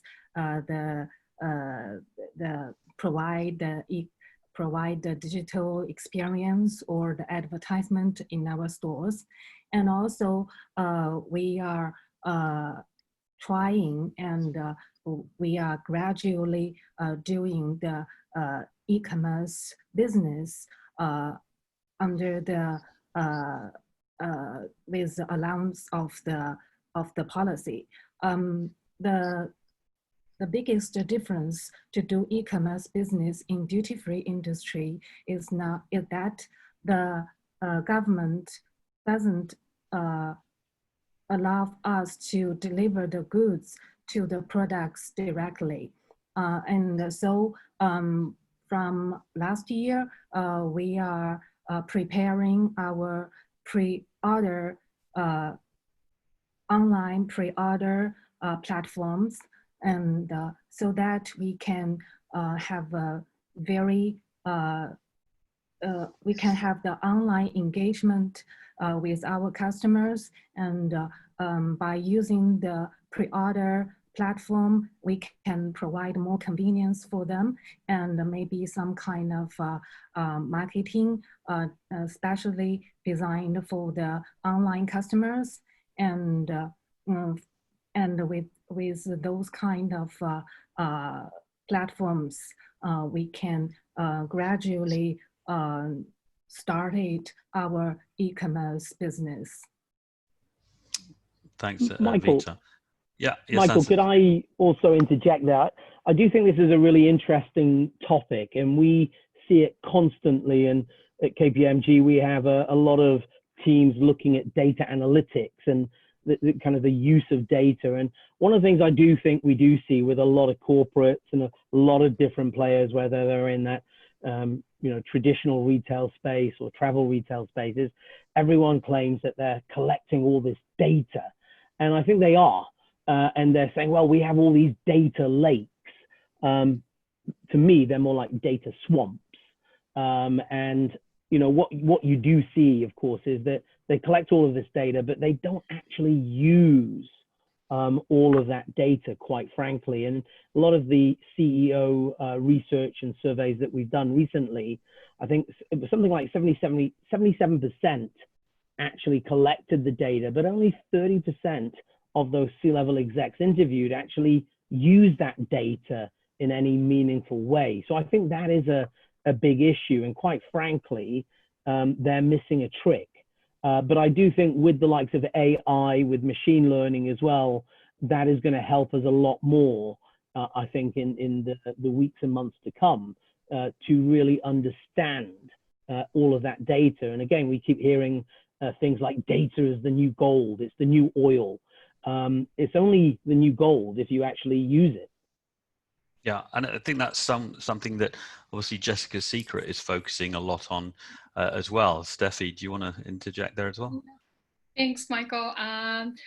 Thanks to Anson's, yeah, thanks for mentioning that the data that actually there's like plenty of data that the travel retail industry could leverage right now, and not really majority of them are using it like efficiently and right now. But we recently just noticed that quite many travel retail personally really noticed that the data is very valuable thing for developing their businesses, as we have our AI tracking platform, which will enable the travel retailers and brands to track the prices in real time, and they will notice that they will know the prices of their other travel retail players. So we can tell that from all those approach to us, and we can tell that they have kind of that sense then to willing to use more data onto their business and make it more digitalization and make it more how to say that, like data leveraging. Yeah. So I think yes, it's definitely a big trend in travel industry though. We've had some questions, Stephie, coming in about how Jessica's Secret works, and one interesting one is whether you'll be doing free campaigns for brands, which is interesting because we covered your story in the story on TRBusiness recently about your recovery support campaign for the industry. Can you tell us a bit more about that and show us how it works, if you've got some screenshots you want to share on that? Oh, okay, sure. We actually have different purchase to retailers and brands trying to contribute to the recovery and of the whole travel industry. So let me share my screen right here. Okay, is it working right now? Yeah. Okay, thanks. So as I just mentioned, we have different approaches to brands and retailers. So this one is for to assist the retailers. So we will still implementing our zero commission plan in the near future, and also in the long run, I would say. Yeah. So the traditional model that we were doing was the retailers with discounts plus commission. This is a traditional model that everyone's doing for distributing their coupons. And now we are promoting on this new two models. The first one is the cashback campaign, and the second one is the optional discounts. So how does this cashback doing on our application? For example, we have been done this with King Power, Average, and Kicks. Yeah, we received quite positive results from them. And how to do this? Users. So for example, King Power, they gave Jessica Secret users 5% off on their SKUs, and then gave us 3%. As commission, but we will just give out all these 3%, even 3 plus 1%, 4% to cashback to our users. Why, you probably may ask why we are investing money onto this promoting retailers campaign. It's actually not, but because not every consumer will come back to sign up for the campaign. You know, like we still have kind of like a margin, and to split to some other consumers who actually registered for this campaign. And also the benefit of doing this campaign is because a lot of brands will complain retailers doing too big discount onto their products in different locations. And with this campaign, you don't really need to worry about that, because this is all just like a business on Jessica Secret. We will just conduct all the process and to cash back to users' Alipay accounts directly. It's nothing about a non-business of retailers, so you don't really have that pressure on your shoulders. And next one is the optional discount. Similarly to the cashback, 5% discount and 3% commission. You just gave us like 8% discount. We will help you to promote your coupons and promotional campaigns as well. We will give a lot top banners, pop up on our application for the most high exposure placements. So next one is, this is actually what we already featured in the initiatives that we featured in the previous story posted on TRBusiness. And this is to brands. We will implement our complementary targeted exposure. So we actually piloted this campaign in late last year with a few friends, partners, as Shiseido, For Real, CPB, Pernod Ricard, Evita, and Bacardi, as you can see on the screen. Yeah, they've been received quite positive result from them, and so this is why we are still going to do this to help the recovery and to help brands and to distribute all their existing promotional promotional campaigns information to their targeted audiences. So basically, you don't really need to set up like an exclusive discount to Jessica Secret users. If you just need to share all the information existing in the store in different locations to us, and we will help you to distribute and post on our application in different placements. So yeah, it's free. It will be free forever, as Mirko just said. Mirko just mentioned that we will do this for free forever. So you don't need to worry. Feel free if you are interested in posting your information right here with us. The next one. Thank you. To retailers, we all know that under this unprecedented time, and it's actually a tough time for everyone, and we don't really want to make big profits for building or developing some business with other retailers or brands, because we know that it's not easy for everyone. So for this case, we will still provide our comprehensive Chinese e-commerce service, but with a very low initial fund. So which means you only just need to pay us like a small amount as a deposit that we have. We know that you have the determination to work with us. And then the rest part of the development costs could be covered when the whole business resumes in the near future, we hope so. And right here on listed right here on the screen is the website, official website that we developed and for King Power Group. This is actually King Power's official Chinese website, and our team is also taking charge of the daily operation. Next page. Oh, we have different ends like PC ends and mobile ends. This one is also another cross-border e-commerce that we built for King Power Group. This group is called, this website is called Taihaitao. It's just like local products delivery to China e-commerce, cross-border e-commerce. So this, we all know that duty-free stores were kind of like all closed during the pandemic. However, this store was still still working all the time, non-stop, even during the severest time during the pandemic. So we are also doing the live streaming, as Sienna says. This is very popular in China everywhere right now. It's true. And for doing this live streaming, we could easily and efficiently activate private traffic and also expand our customer base. So I mentioned like so much like the services that we could provide for retailers doing their e-commerce business. I think our travel retail industry practitioners already have the idea to build more digitalization onto their business, and what is the reaction, and which we could call the advantages that the travel to e-commerce in this period, that we can see at the initial stage, it definitely lasted much longer than the offline shops, and achieved more cash flow, and even you can do anything that to ease the burden onto your inventory timely. And in the middle stage, this is very interesting to know that the second point, implement promotion and home delivery service for loyalty members, as this is what we know that there are several retailers are doing this in China, as CDFG and Sunrise. So this is definitely help them to avoid severe economy loss, and even to probably make some profits, I would say.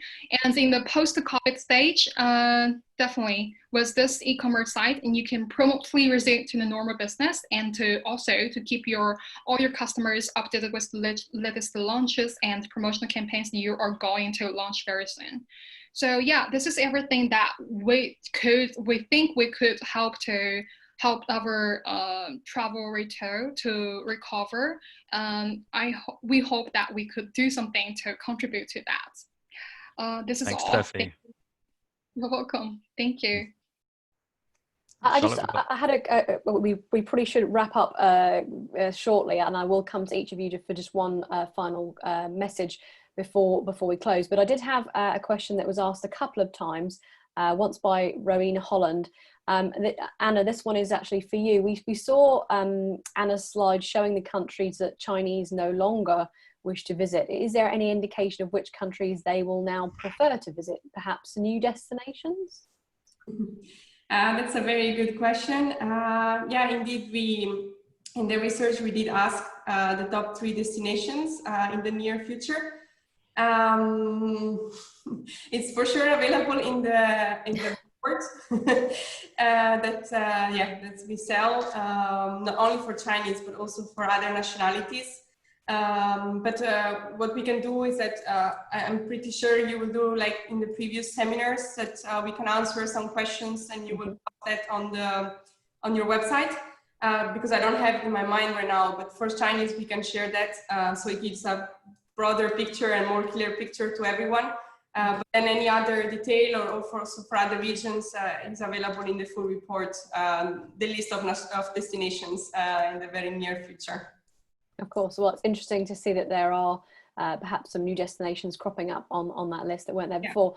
Okay, well, I'd like to now turn to each of you and ask for some final messages, really, final contribution. Anna, I mean, do you have any sort of observations that were particularly, interesting for you during this webinar?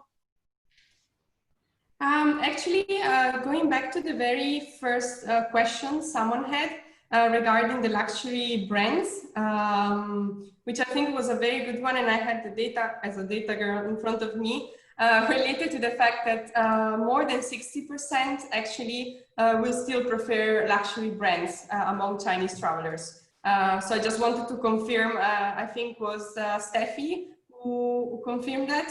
And when we ran this express survey in May, we had this question, and 63% mentioned that they will continue to prefer luxury brands.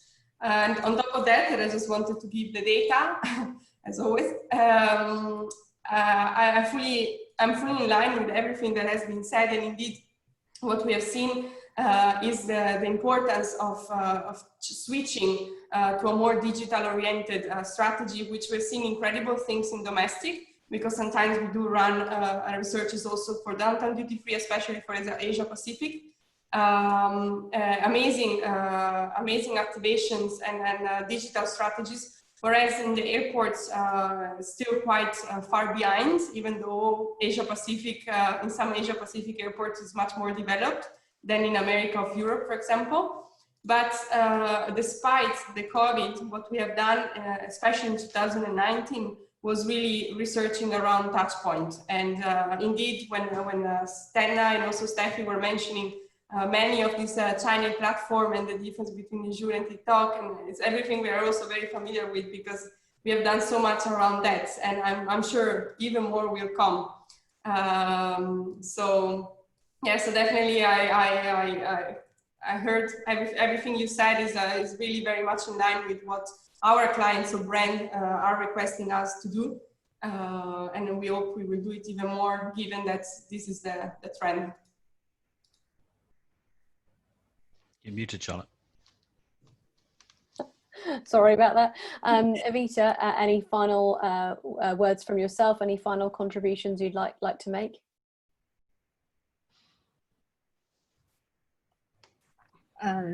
So this is a very great opportunities for the retailers, the brands, the researchers in this industry to discuss more about Chinese consumers, about the China market. And I think after the COVID-19, there will be more changes in China's duty-free market, and the government will also maybe release more supportive policies to stimulate the consumption, to help to develop the China's duty-free market. So it is the really huge and huge market for all the participants, for all the international and the local participants to actively join in this industry. So we believe that CNSC will also grasp this big opportunity to seek major breakthroughs, and we believe that our future is worth looking forward to. So thank you for the opportunity. Thank you for everyone from all over the world. Thank you. Thank you, Evita. Sienna, if you could give just one pearl of wisdom for the duty-free industry right now, what would that be? I know that's a huge question, but try and be as concise as you can. Yeah, well, I think one thing that Anna said at the beginning of her presentation that I thought was very interesting, and I agree completely, but maybe hadn't considered it in this way, is how Chinese shoppers really plan their overseas shopping. They research not just shopping, but things like hotels and itineraries. We see that Chinese travelers in general are extremely prepared, and they use digital tools to do that preparation. So I would say that, you know, Dragon Trail has been doing digital marketing for 11 years already for the Chinese outbound travel market. So it's not new that Chinese travelers are very digital, they're very mobile first. We recognized this a long time ago, but certainly COVID-19 is pushing this even further and even faster than what we saw before. So yes, make sure that your information is online and that you're able to connect with those travelers before they set out and while they're still doing their research. Mm-hmm. Thank you, Sienna. And Stephie, similar question to you. Just one pearl of wisdom to leave us with? Take yourself off mute, like I unfortunately didn't.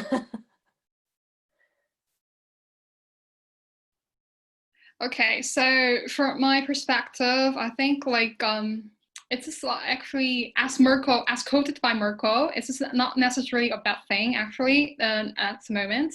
Probably a good chance and for everyone to do some revolution on their business, and they can build some other approaches like on their business into development to do some expansions, I would say. And as Sienna's just introduced, that there are so many, like plenty of platforms in China for retailers and brands to reach out and to try to expand your, also including Jessica's Secret, to expand your brand impression and to also to help to spread all the impression of your business. And I think it probably could be like a good chance and a good timing for a positive change, I think. Good, always good to end on a positive note. Thank you, Stephie. And finally, Anson, can we hear one? You have so many pearls of wisdom, I know, but just offer us one to leave us with. Charlotte, great points. And I want to say a big thank you to you and all the team at TRBusiness for hosting these really insightful sessions. Great to have the rest of the distinguished speakers as well today. I just say to everybody is let's remember, I'm always amazed at some of the questions I get asked by some of my overseas colleagues about, well, you know, Chinese consumers, are they really so advanced? Yes, they are. They're incredibly demanding. They are digitally minded. They are tech savvy, and they know what they want. And I think for all of us, we need to be aware of that. And trust, transparency, you know, we were talking about things like the data and innovation, but I would say to everybody, get ready for this next wave of technology. And I talk about technology unleashed. And of course, here in China, the old normal, or we talk about the new normal, well, it's perhaps the old normal over here. So as I said, get ready. It's going to be an exciting roller coaster ride. Thanks, Charlotte. Thank you. And thank you to all of you. You've been superb today. And thank you again for holding on for our extended session again. We have run over time, and apologies to those that had to shoot off. But as you know, the full recording will be available on trbusiness.com following this session, as will the presentations. We're still getting questions from people asking if the presentations will be available. Yes, they will be available to download, again, via trbusiness.com. So that's thank you from me. And I just wanted to hand back to Michael for some final housekeeping. Yeah, well, you said it all. Thank you, Charlotte. I just wanted to reiterate my thanks to the speakers and to all those of you who have attended. And you'll be, of course, hearing from Anna and the Mindset team, as I said earlier, but also Anson and maybe one or two of the other speakers at the TR Marketplace live digital event at the end of September. And you'll be seeing more about that imminently with the website that's going live or imminently now for that event. So we look forward to welcoming you there and also at the next TRConnect webinar. And you can find more information on that on trbusiness.com/TRConnect, where you'll also find the recording for this webinar and all the presentations that you can download. So thanks to all of you for being here. And once again, thanks to our speakers. Have a great day, evening, morning, night, wherever you may be. Bye-bye.